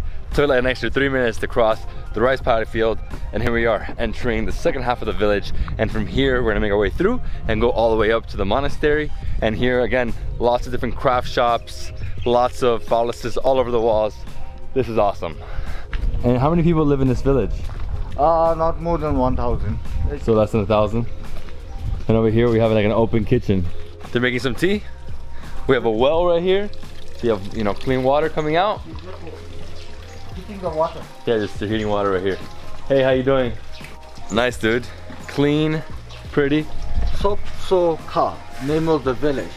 Sop So Ha. Sop So Kha. More phalluses right here. And so how many souvenir shops are there? Because I'm seeing non-stop. It's like houses, restaurants, and souvenir shops. I like the chains, man. The chains are cool. I'm gonna buy something. Okay, this is what I'm talking about. Look at this. Whoa, it's a huge phallus. Huge. So basically you give this to somebody if, you know, they want to have kids. For surety, right? For the kids, we have a different one. No, not for the kids. This is just a sign of fertility. You give it to somebody as a gift. No. So if you want to like give this as a gift, it has to go with watching away the evil spirit. And for the kid, you have to go to the temple. Inside the temple, you need to get a blessing, and later you're going to see a big phallus. And the lady, she needs to carry the phallus, circumambulate the temple 3 times. It's not only the Buddhist people believe, but nowadays even the Westerners, they do believe. This souvenir shop has a few phalluses, but they also have, you know, beautiful paintings. They have scarves.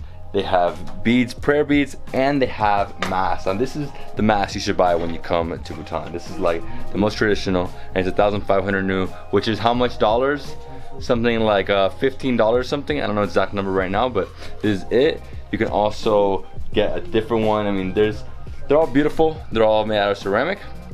But personally, I'm gonna buy myself one of these, but I'm gonna get a bigger one. So I'm gonna buy it when I go to Paro. I like this one a lot. This is cool. This one's the best one, right? This is Bhutan right here. Let's go. So where are we going? Where did we came from here and we have to climb that way? Okay. This is beautiful. I love the housing, the architecture.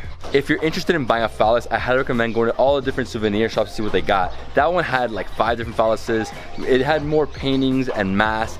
This one has tons of phalluses. This is actually my favorite. Look. So you have the phallus and you have the dragon going around it. And then you have all these red, you know, regular wood, and they say Bhutan. And that's it. Over here we have phallus on the wall. They're doing some construction here, building some more housing. And then right back there, there's the monastery. As I just said, walk around, look for other souvenir shops, because this one right here, look at the amount of phalluses they have outside. All different sizes and colors. I mean, some of them are really cool, man. And some of them, like this one, look.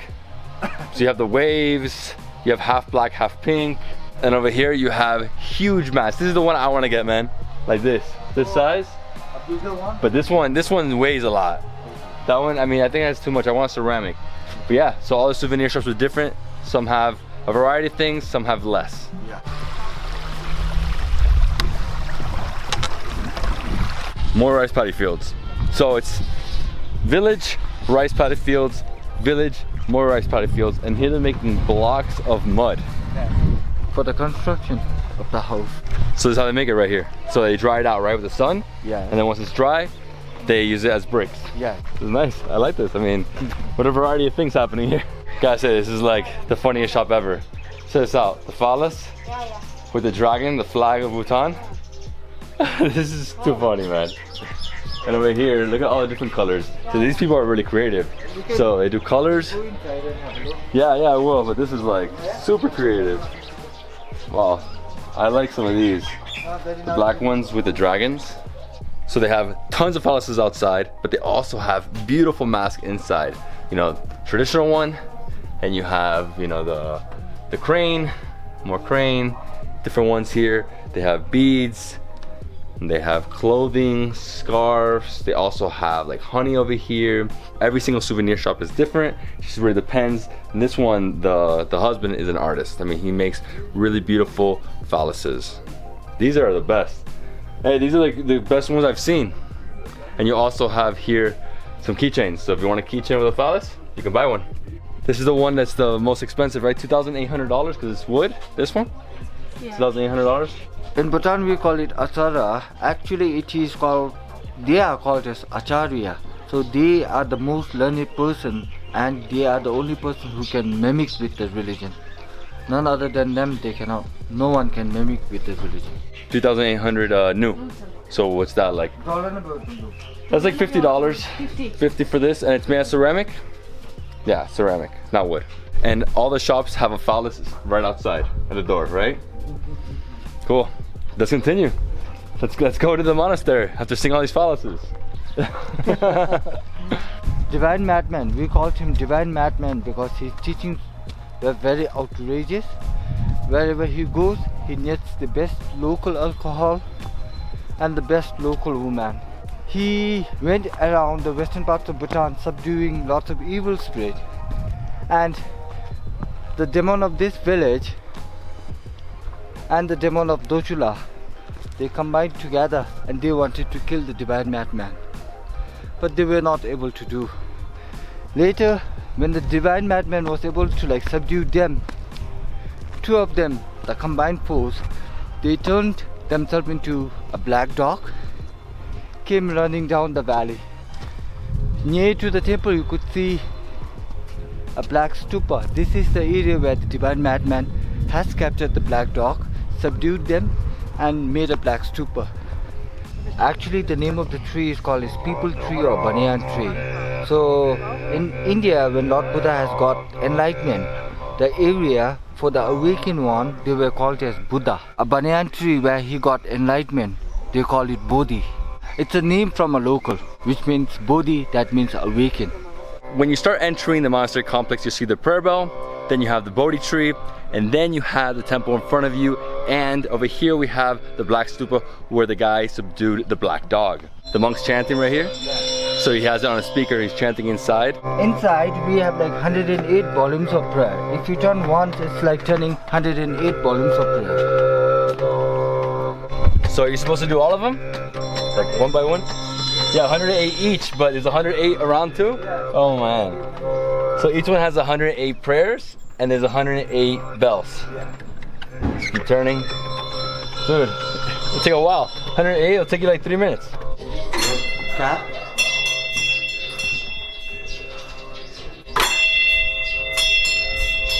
Okay, once you enter any temple, you have to take off your cap, right? And then here we have the courtyard, so we're allowed to take photos and film here, but we can't film inside the shrine because of the Buddha, and just because it's a holy place, you should never film or take photos inside. Inside is basically prayers in session.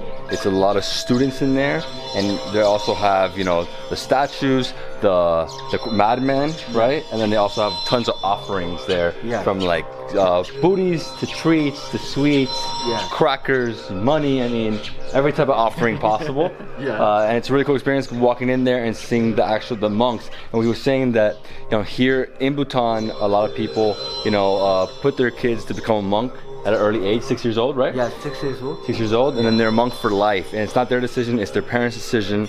And yeah, it's sort of how it works, right? Yeah. When you're exiting the temple, go around the prayer bell one time. That's it. So they changed it up inside, right? The music changed. Chanting. Yeah.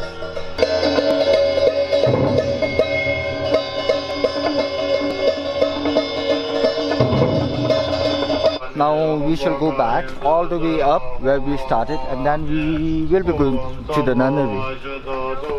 Yeah, so we have to cross all the way back through both villages, rice paddy fields, to where the car was. Then from there, drive like 10 minutes up to the nunnery, which is right there. I can see it from here. The winter wheat. Wheat? Yes. Yeah, so there's wheat, there's rice. There's chilies. Yeah. So we're taking a different route. Before we get to the second part of the village, we're going through rice paddy fields to the left. So as you know, this village is made up of 3 parts, right? The part next to the monastery, then you have the rice paddy fields, then you have second part, rice paddy fields, the first part where we got the car. And what we did is that once we passed, like almost at the second part of the village, we made a left and went through a different route. So we're going through rice paddy fields now. Over here we have a stupa. We've already done like 6,000 steps today. My friend, you good? Good. To the nunnery, it may take around 15 minutes. And the nunnery, it was built in 2008. And until 2010, they were not able to start nunnery. So in 2010, mid-2010, they were able to start nunnery. Now the nun over there, they do the higher studies of Buddhism, and they even do the masters in Buddhism. I've been exploring the Punakha Valley for the past 3 days, and I haven't gone up this route yet. We've taken that main road multiple times to the fortress, past the fortress, to the guest house, but never this area. And we made a left, and up here is where there's a few houses and the nunnery. There's a resort here as well. What is this? Kungsanghing Resort.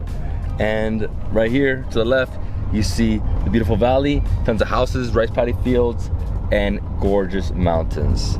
Another resort, so there's tons of resorts up here. Yes. Okay, I didn't know that. So the resorts are all scattered around the area. Yes. In the nunnery, the surrounding, they do have a fruit garden. It consists of guava, mandarin, mango, pomegranate. You guys have guava? Yeah, we do. Yeah, I haven't tried guava yet. Me no. Well, unfortunately, the nunnery is closed today. We got some photos from outside. You can see the fields here. So as you said before, mangoes, guava, different fruits, and right there's the nunnery. The nunnery, it was built by the father of the 4 Queen Mother. It was built in 2008, and until mid-2010, they were not able to start nunnery. As like they were having less number of nuns. So in mid-2010, they could able to start nunnery. And now the nun here, they learn the higher studies of Buddhism. So that's it for the nunnery. What we're gonna do now is drive straight back to the village. You know, downhill is probably gonna be a lot faster, about 10 minutes. And there we're gonna go to have some lunch. And we're going to what, like a traditional restaurant? Actually, it's called as Himalayan cafeteria, and they do serve the traditional food too. Okay, so traditional should we food. offer different traditional food today? So O is chili. Yes, there has to be chili and rice. And we made it back to Sobsoha, village of phalluses. The city of Palo. The city of phalluses. And so the restaurant is the last one in the first town overlooking the paddy fields, right? Yes, yes. I recommend coming here really early like we did at 9 a.m. because there was actually no tourists. Now, as you can see, tons of people coming, and there's the restaurant. Chimi Lakhang Organic Cafe. Love this cafe. It's really like a restaurant slash cafe. As you can see, really rustic, all wood. And right here we have epic views over the village, rice paddy fields, mountain, and we're gonna eat some traditional Bhutanese food. And over here, they also have for sale some beautiful scarves. These are all from Bhutan? Made in Bhutan? Yes, yes. I like them, they're super nice. And these are for the ara. These are for Ara. And this is traditional wooden bowl. Perfect. And these are old collection of Buddhist textile. David, you haven't tried this. This is called as Truk Lager. The percentage of alcohol is 5%.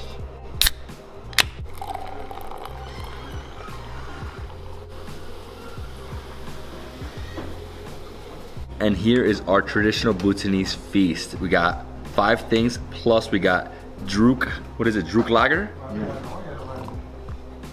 Druk Lager, 5% alcohol, very light. You know, it's like a, I'd say it's like the Corona style lightness, but it has a little bit of something in it, you know, like has something crafty to it. Oh, it's great beer.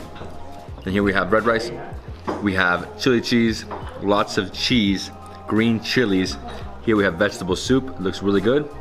Then here we have beef sausage, dried beef sausage with chilies, and this is dried pork with spinach and chilies. Dude, how do I even start this? So always go in for the red rice. Just get enough. It's enough for me right now. We're gonna get some of this, which is the chili cheese. Love the chili cheese. you're gonna have chili cheese for every single meal in Bhutan. So let's dive in, get some of the chili cheese. Oh man, this looks good.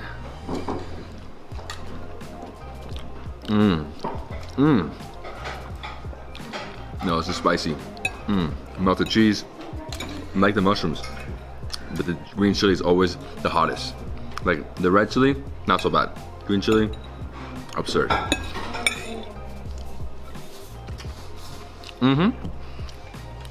The rice really balances it. Come on the heat.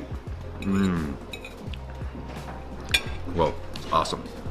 Next I'm gonna try this incredible beef sausage. You can see the beef sausage actually has some chili seeds there. It's gonna be hot. Not so. And the chili oil. It's oily, it's crunchy. So my friend T just told me to get some of this, right? Some of the chilies and the sausage. So this is how you do it, right? You don't eat the sausage alone, you always mix it with the chilies.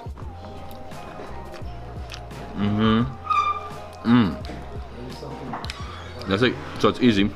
Basically chili salsa. You have both chilies, you have onions, basically like a stir fry of chilies. Wow, that's great, man. And over here we have the vegetable soup. Light veggies. So you have spinach in here. It's a little cloudy soup. Extremely light, no chilies at all. And lastly, we have to have some of the pork. So dry pork. So you can see it's like basically pork fat right here. Nice piece of pork on top, like a nice layer of flesh. And the bottom, that's a little hard too. So it's gelatin and layer. And I get some of this, which is basically spinach with a chili. I'm just gonna cut this in half. I'll show you the gelatin right here. So grab pieces of the pork, some spinach, some of the chili.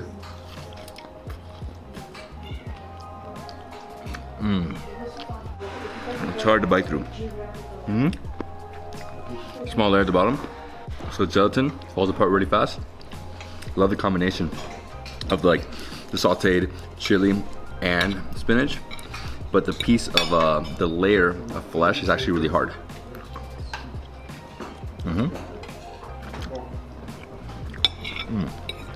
Bacon with spinach and chilies.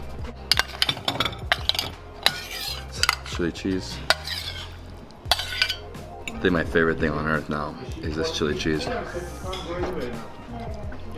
It's almost like spinach dip in terms of like the consistency of it, the creaminess of it, but I want to see with chilies.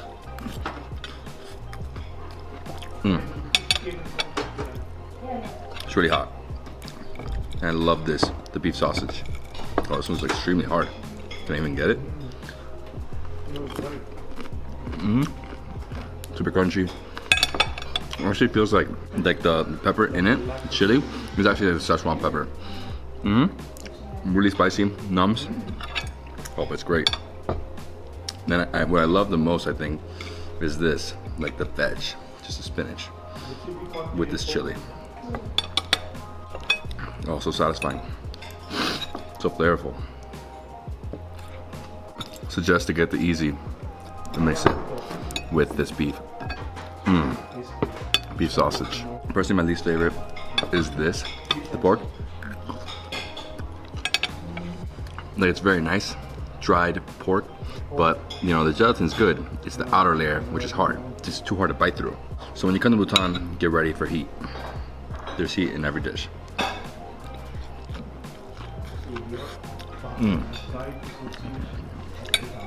But so worth it. Always get the easy. Easy's the best. I love this beef sausage. So good, so spicy, numbs your lips. Have to get another plate and mixing it with the easy this time. It's like that. So good. And I have this beer to calm down the heat.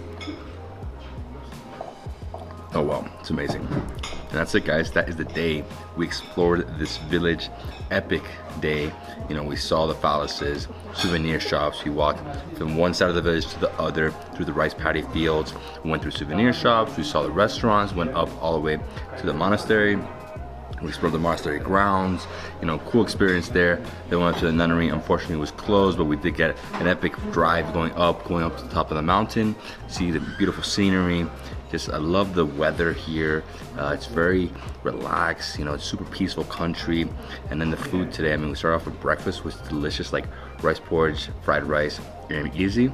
We're finishing up with pork, dry pork, beef sausage, spicy beef sausage with like spinach, also chilies, the soup. I mean, everything's so good, and can't forget the chili cheese. I mean, that's the best thing ever. And yeah, guys, I hope you love this video.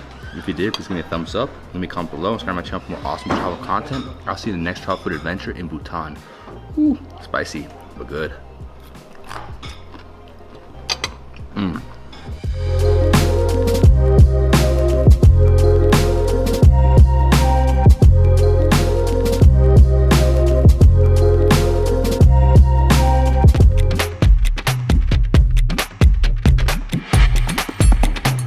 Good afternoon, everyone. I hope you're all doing well. This is David Hoffman from Davidsbeenhere in beautiful Ongdi district of Bhutan, about a half-an-hour drive south from Punakha. Today what we're going to be doing is we're going to be exploring two different villages. We're starting off right here at a 17th century village that is a cluster of houses, really old. As you can see, it's beautiful. I mean, this really takes me back to a different time. And then after this, we're going to cross the river and go up into the mountains to another village. Then we're going to see local life, and we're also going to have some epic food, delicious Bhutanese food. We are here in a village called Rinchen.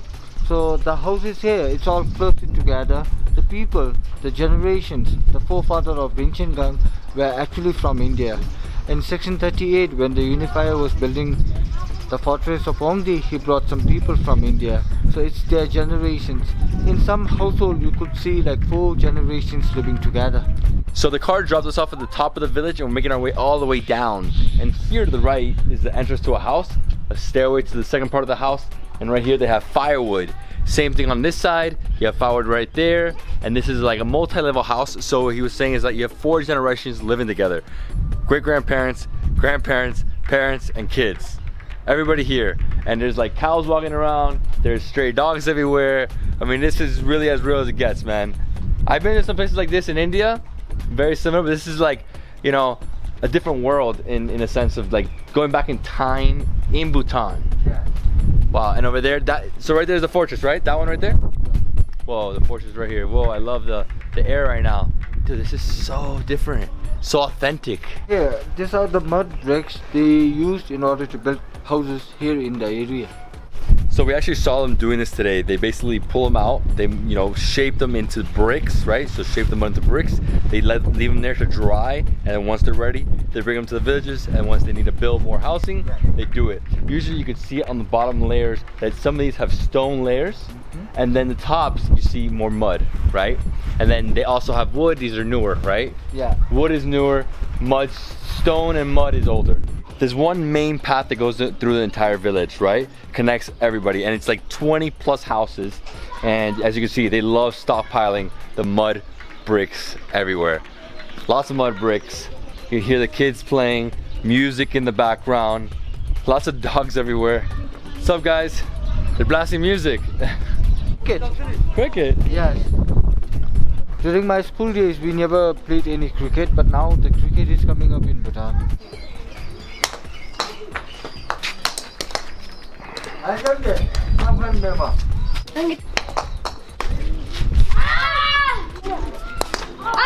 As you make your way down next to those kids, you can see it's really rustic, muddy stones, all dirt, and you have a pipe coming down. And this place actually reminds me of a town I went to, like an old Ottoman village right outside of Bursa in Turkey.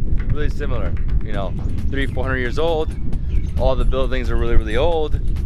This one's just, it's unique. I mean, this is awesome. What a great experience. And it's really local life. I mean, besides just walking through and seeing anything else to do, you can't really try local food. There's no souvenir shop, nothing like that. I mean, this is not really for tourists, but if you want to, you can come through here. Lots of stones here, mud bricks, and locals. Hi, how you doing? Oh, and it's starting to rain. We have to get to the car fast. The good thing is that here in Bhutan, you never really get crazy amount of rain, especially now in winter. You'll get like drizzles, right? Sprinkles for a little bit, and then it's gone. Throughout the past 3 days, we've had a little bit here, a little bit there. I mean, showers, but really quick, it's already gone. Look at that. So what we're gonna do now is get in the car, cross the river, and go see another village. We're gonna try some food, and their specialty over there is foodies. If you guys don't know that, this area is known for their foodies, which is basically like a puff ball, rice puff ball. Punakha. Punakha. Changchu. And what's the name of that fortress over there? Ongdi Phodrang. The fortress of Ongdi Phodrang was built in 1638 by the unifier, the Tibetan scholar who came to Bhutan in 1680. So this was his third fortress that has been like built in Bhutan. And 25th June 2012, they were renovating the fortress. It has been burned down. So we just crossed the river, and right in front of us we had the fortress.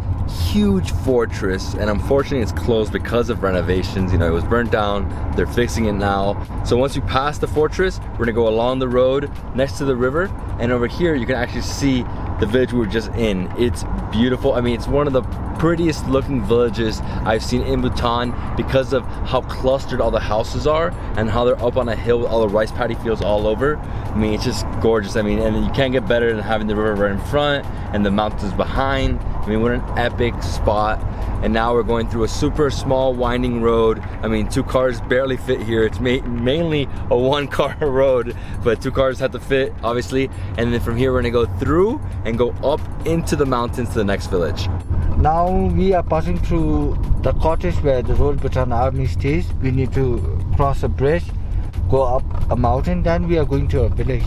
We're crossing a bridge that goes over the Danju River. As you can see, the area is like, so it's 2 big mountains, you know, obviously the valley, but this is like super sharp edged mountains. I mean, to go up and down, the roads are really, really tight against the mountains. You can see right now, this is scary. Like if you go to the left right here, you fall off. Only 1 car fits here, so if another car's coming, somebody has to back up.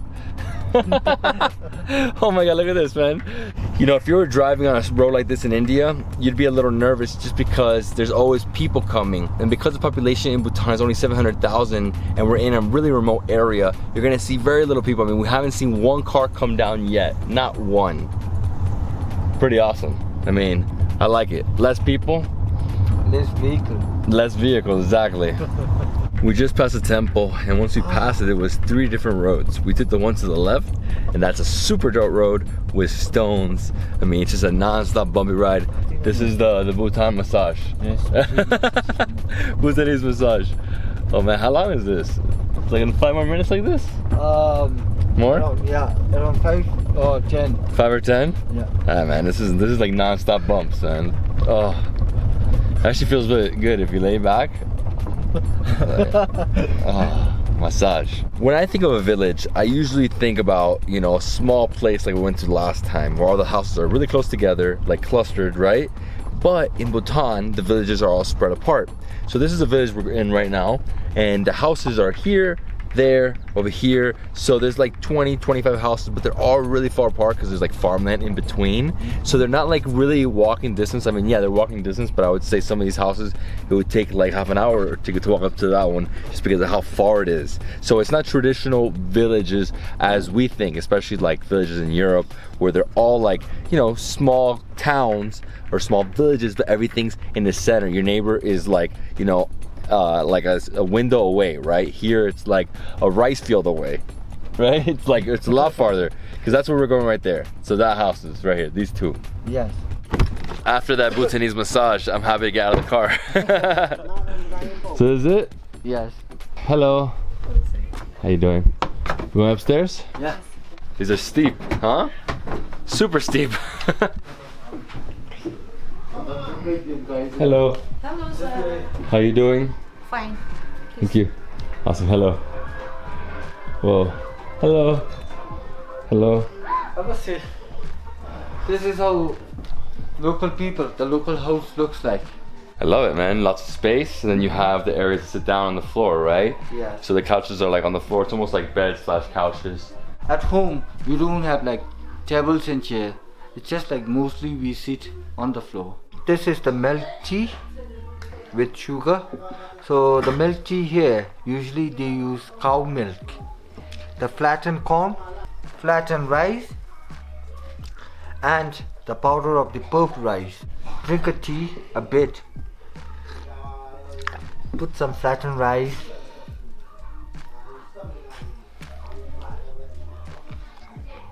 And drink a tea. It's tasty. Have some tea. Woo. Basically chai. Get some of this. And drink some tea.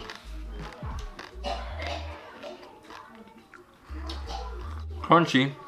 And you can do it similar with the flattened rice. So this is flat rice. Yeah. Okay. That one's better. It's almost like cold puffs. Wanna try this? It's a powder. Just powder? Yeah. Rice powder? Yeah. Roasted rice powder. Nah, the best one's that one. The flattened corn. So yeah, that's what you do here. Basically, you come, you chill, you try some of the Naija, you mix it with the 3 different things here. Personally, the corn is the best, the flattened corn. Flattened rice and the powdered rice, not my favorite thing. I really like this this Naija though. Naija. Awesome. If I tell you about the custom of Western and Eastern, in the Western region, wherever you go to any household, the moment you reach there, they will offer you milk tea or butter tea. And if you go to the eastern parts of Bhutan, they will not offer you milk tea or butter tea. They will offer you ara. The ara, which is made from maize corn.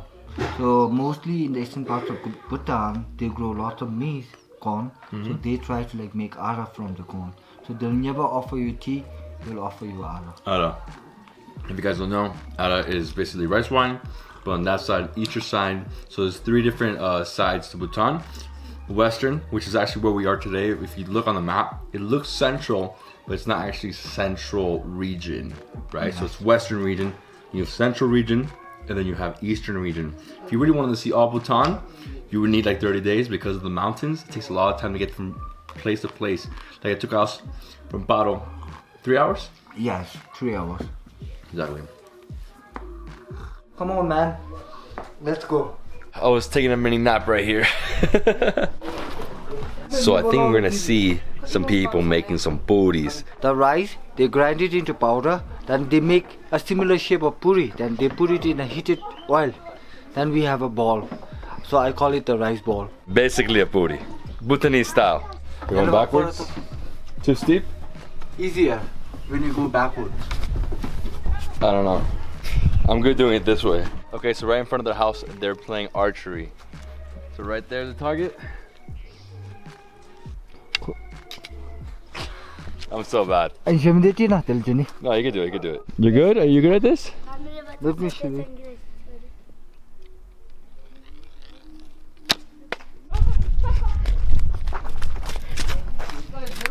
Look at that. He did it. That's awesome, man. He nailed it.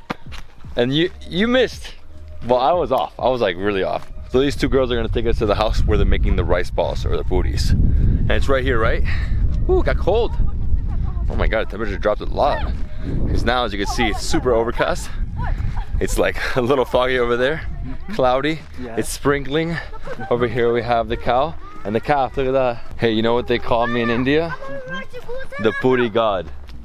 The puri god? God, the god. Oh, you love eating puri? Oh, I love puri with some sabji, Okay. some curry. Okay. I just love getting it and just grabbing everything, you know? Oh, it's the best. How many peas? How many can I eat? Yeah. Depends. Sometimes they make the big ones, but the small one, the pani puri, Yeah. I ate one time 36. 36 straight. Yeah, I did a challenge. Whoa, this is steep. Oh.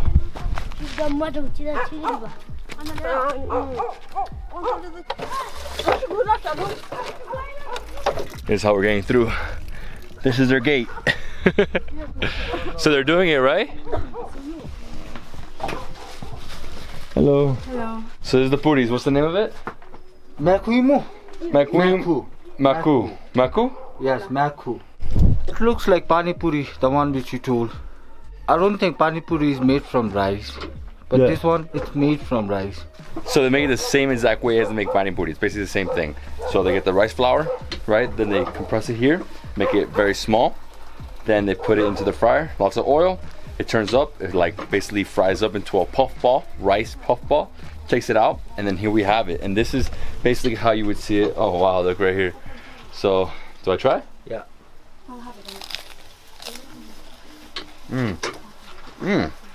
This actually tastes like popcorn. Tastes like a popcorn? Similar. Okay. Similar like taste, texture no, but the taste, flavor. Wow, it's good. And that with like some chili cheese, oh man. Oh. We made the best chili cheese pani puri. So how much did you buy? About 200 new? Yeah, for 200 new. Later, I will ask. So I'm gonna try it.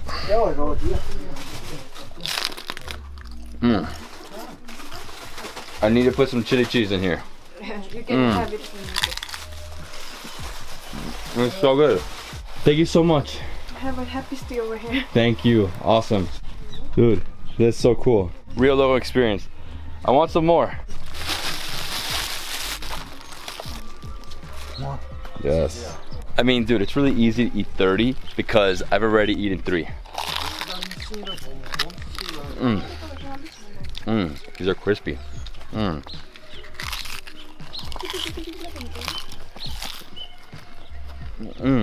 Nice and airy.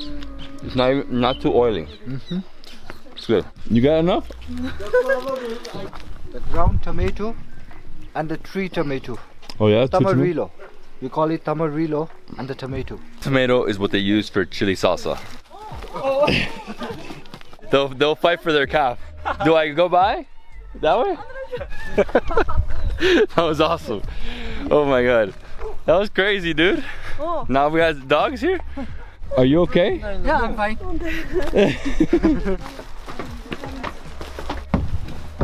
This is one of the steepest stairs I've ever been on. Dude, what is this? It's chili salsa. The dry red chili, they grind it, make it into powder. They put some onion, tomato. What you want to drink? Butter tea or ara? I think Ara. Ara.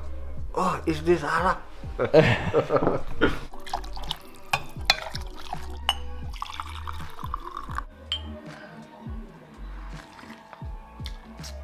Ooh, some strong Ara.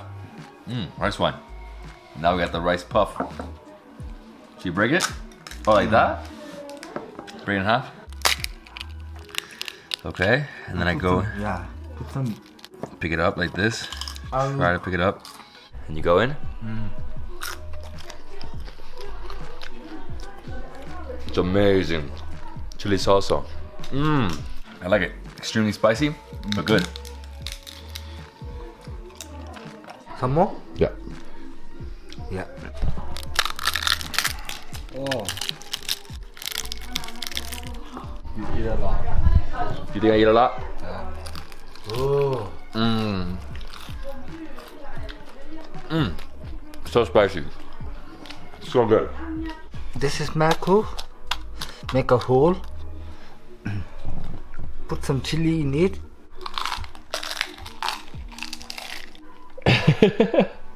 So I had like 5 of them, and I'm feeling it now. You feel it? It's hot. A lot of chilies. I think I'm gonna pass out here until dinner. Come, David. We will prepare chili and cheese. I'm gonna make some chili cheese. I'm gonna make it. I'm gonna cut up the chilies. I'm gonna throw some cheese in, and that's it. You guys are eating? Cut it into 4 pieces.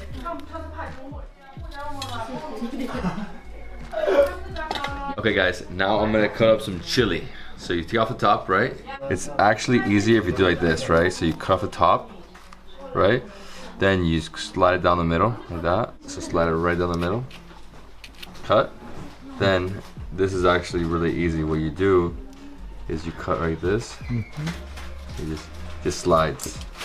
Oh, I cut up like 3. That's enough for me. She's cutting up the rest. She's doing it so fast. She's doing like one after the other, cutting right through. She doesn't even cut her hands. I mean, she's doing it so quick though. I mean, for me, I would need like a board to do this. And yeah, that's basically it. You cut up the chilies, then you throw in a pan, throw some butter, throw some cheese, let it sit there, let it cook, let all the cheese melt, and bam, we have chili cheese. And definitely wash your hands after you cut, because touch your eyes right now, they're gonna burn. Nowadays, all the paintings are done by people who usually like graduated from a painting school that is in Thimphu. But in the olden days, all the painters are from the village, and the painter used to be like from father to son to son. It goes. But nowadays we do have a school where we could learn the paintings. So I just noticed how beautiful and how much work has been done in this house. Look at this.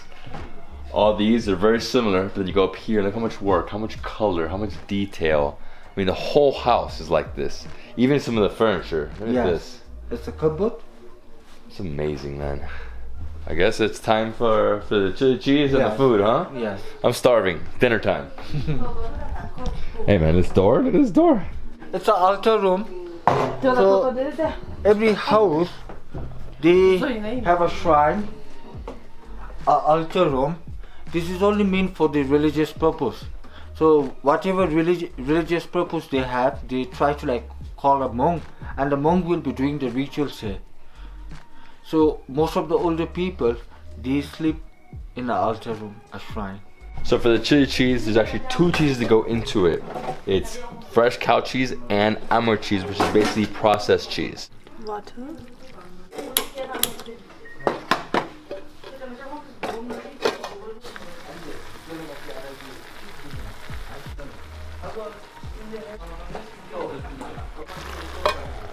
Is it ready? Yeah. It is.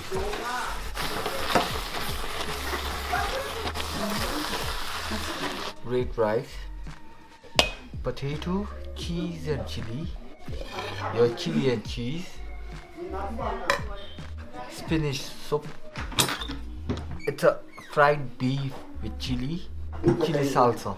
All right, here we go. Soup and an incredible plate. So start off with the soup, right? Yeah. Just a vegetable soup? Yeah, spinach. Spinachy and creamy. It's like a spinach, creamy spinach. I really like the soup. Nice portion too. Very small. It's a cup full. It straight up is cream and spinach. That's it. I really, really love the setting. You know, we're sitting here, traditional Bhutanese style. You know, no tables, no chairs. Just sit on this like comfy cushion, and that's it. In the middle we have all the food, and here we go. So, how do we do this? I'm gonna put this here. Jump into some chili cheese. Oh yeah, nice and spicy. And the next one is potatoes and cheese. So creamy. Wow. Oh, this beef looks amazing. Look at this. This is dry beef? No, it's a wheat one. They just fried it. This is fried beef? Yeah.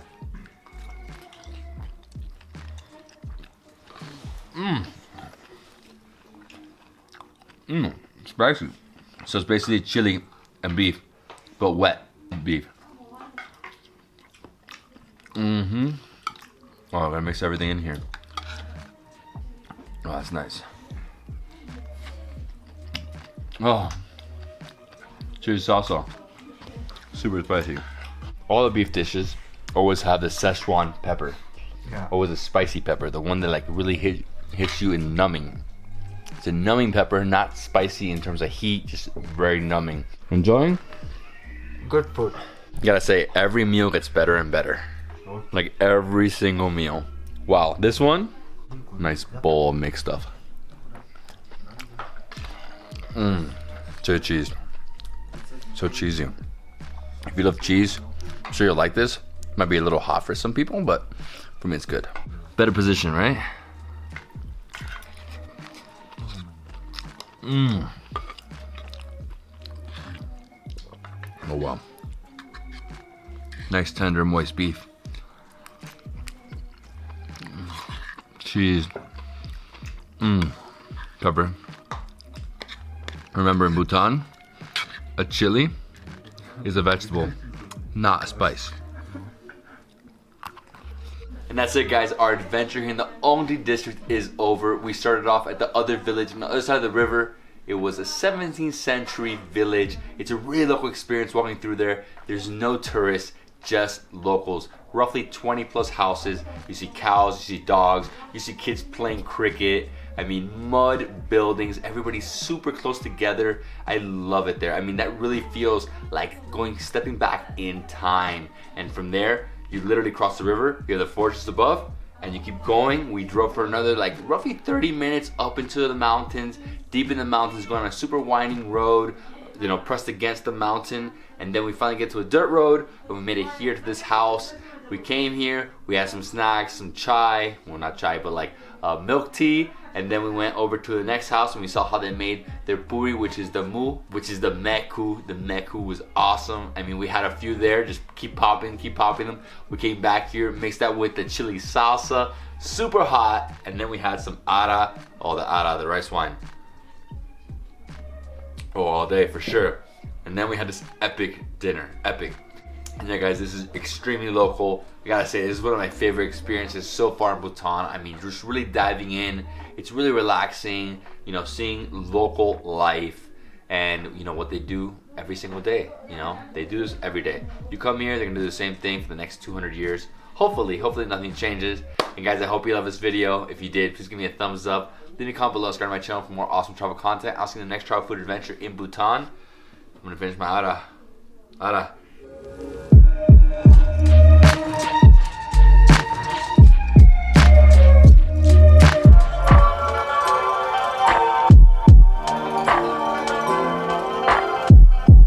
Good morning, everyone. I hope you're all doing amazing. This is David Hoffman from Davidsbeenhere, coming at you from beautiful Punakha, Bhutan. Today I'm super excited because I'm finally going to experience Thimphu, the capital of Bhutan. It's a 2-hour drive west from here, and on the way we're gonna stop and have a traditional Bhutanese breakfast. We might see some monkeys, and then when we finally get to Thimphu, we're going to see the Big Buddha temple. All right, guys, let's hit the road. Let's go to Thimphu. This road we're driving on is the main road, the only road that connects the capital with Punakha. And you can continue on this road all the way to Paro, or if we go east, we can go all the way to the eastern region, so central and eastern. This side is considered to be the western region. And what's the district? So we're in Punakha district, and the next district is Thimphu district. Yes. As you can see, I mean, you're basically wedged onto the mountain, and that's it. Restaurants, different hotels, gas stations. Beautiful day, man. I love how the mist is over the mountains. It's not so hot today. Not so hot. Not so hot. I was born in Punakha, then I studied in Punakha, and this year it's my 14th year working as a tour guide, so I've been to this road so many times. It's the only road that connects the western part to the eastern part. Thimphu is the capital city of Bhutan, where 100,000 people live. This is the only capital in the world where we don't have any traffic lights. The traffic is been monitored by a traffic policeman. It's a grey langur. Grey langur? Yes. White face, black face, white monkey. Don't go near. How close can I get? Oh, he's gone. So if you guys don't know, there's monkeys here. And if you happen to go to the south, we have another species of monkey called golden langur. That is also one of the endangered species in the world. Druk Drul restaurant. It's open. Hopefully they got some food. Ordering you rice and shakam dasi, which means shakam means the dry beef with cheese and chili. There will be some gravy in it. Oh, it's chili. Yeah. Perfect. These Yeah. are the menu. That's good. Okay. So this restaurant's nice, man. With a view. Look at this view. So it's a small little restaurant cafeteria, like. Wow. Look at this view. Rice paddy fields. I don't know, was it raining last night? A little bit of water coming down. Beautiful. Gorgeous, man. Love it. Rice paddy fields, you got the mountains, a few different houses, and this is basically how a village is, right? Spread out. So the village is this, houses all over the place, and you have rice paddy fields in between. It's a gorgeous day, guys. Look at that, look at that, right up there. Small little town. I am also ordering you putta. Putta means the buckwheat noodles that is from the central parts of Bhutan. And here we have Naija and Suja. Naija is milk tea, Suja is butter tea. I go for the milk tea. Very similar to chai. They always put ginger, right? I'm pretty sure. It's a ginger milk tea. Usually when they boil the water, they put some ginger in it. So morning, usually at home, we always drink the salted butter tea. I won't lie, for me the butter tea is too much. It's just like pure butter. It's like they literally melted a bar of butter with tea. Crazy, but they like it. It's a little too much. I like this. We'll go and see how they make the buckwheat noodles. Oh, so they're making the buckwheat noodles here? Oh, great. It's called as puta. Puta. Puta. For me, the best buckwheat noodles I've ever had were in China, because they have a lot of buckwheat noodles. This looks amazing as well. Once like she boils it, she'll take out the noodles and she will try to like fry it, mix it with some other things.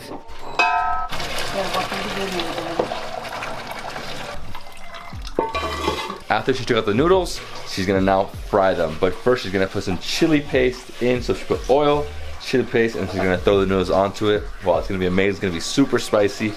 I've never had buckwheat noodles for breakfast, but I'm ready for it.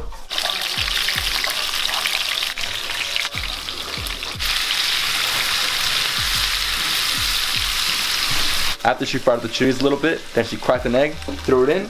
So it's basically like a chili omelet. And then she's gonna throw those buckwheat noodles in. Amazing.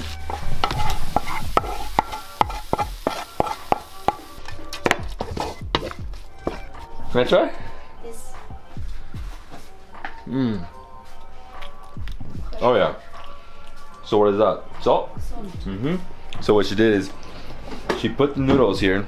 She threw some more chilies in there, like powdered chili, right? And then she threw everything on top.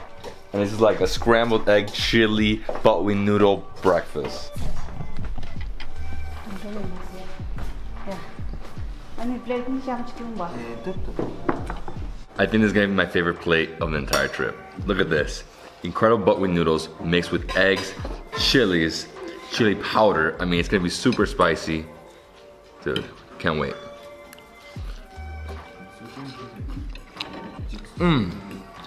Oh yeah. Good amount of pepper and salt. Oh, I love buckwheat noodles. Not so spicy. I thought it was gonna be spicier.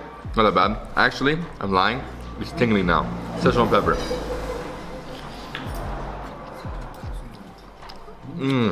Super spicy. So my boy here just surprised me with this incredible dish. This is dried beef, but it's dried beef that has then been cooked, and then there's chilies, there's onion, and it's in like a sort of like a broth, right? Yes. So I drink the broth. Oh man, it's a spicy broth. Chili broth. I'm gonna get some of this, see what it tastes like.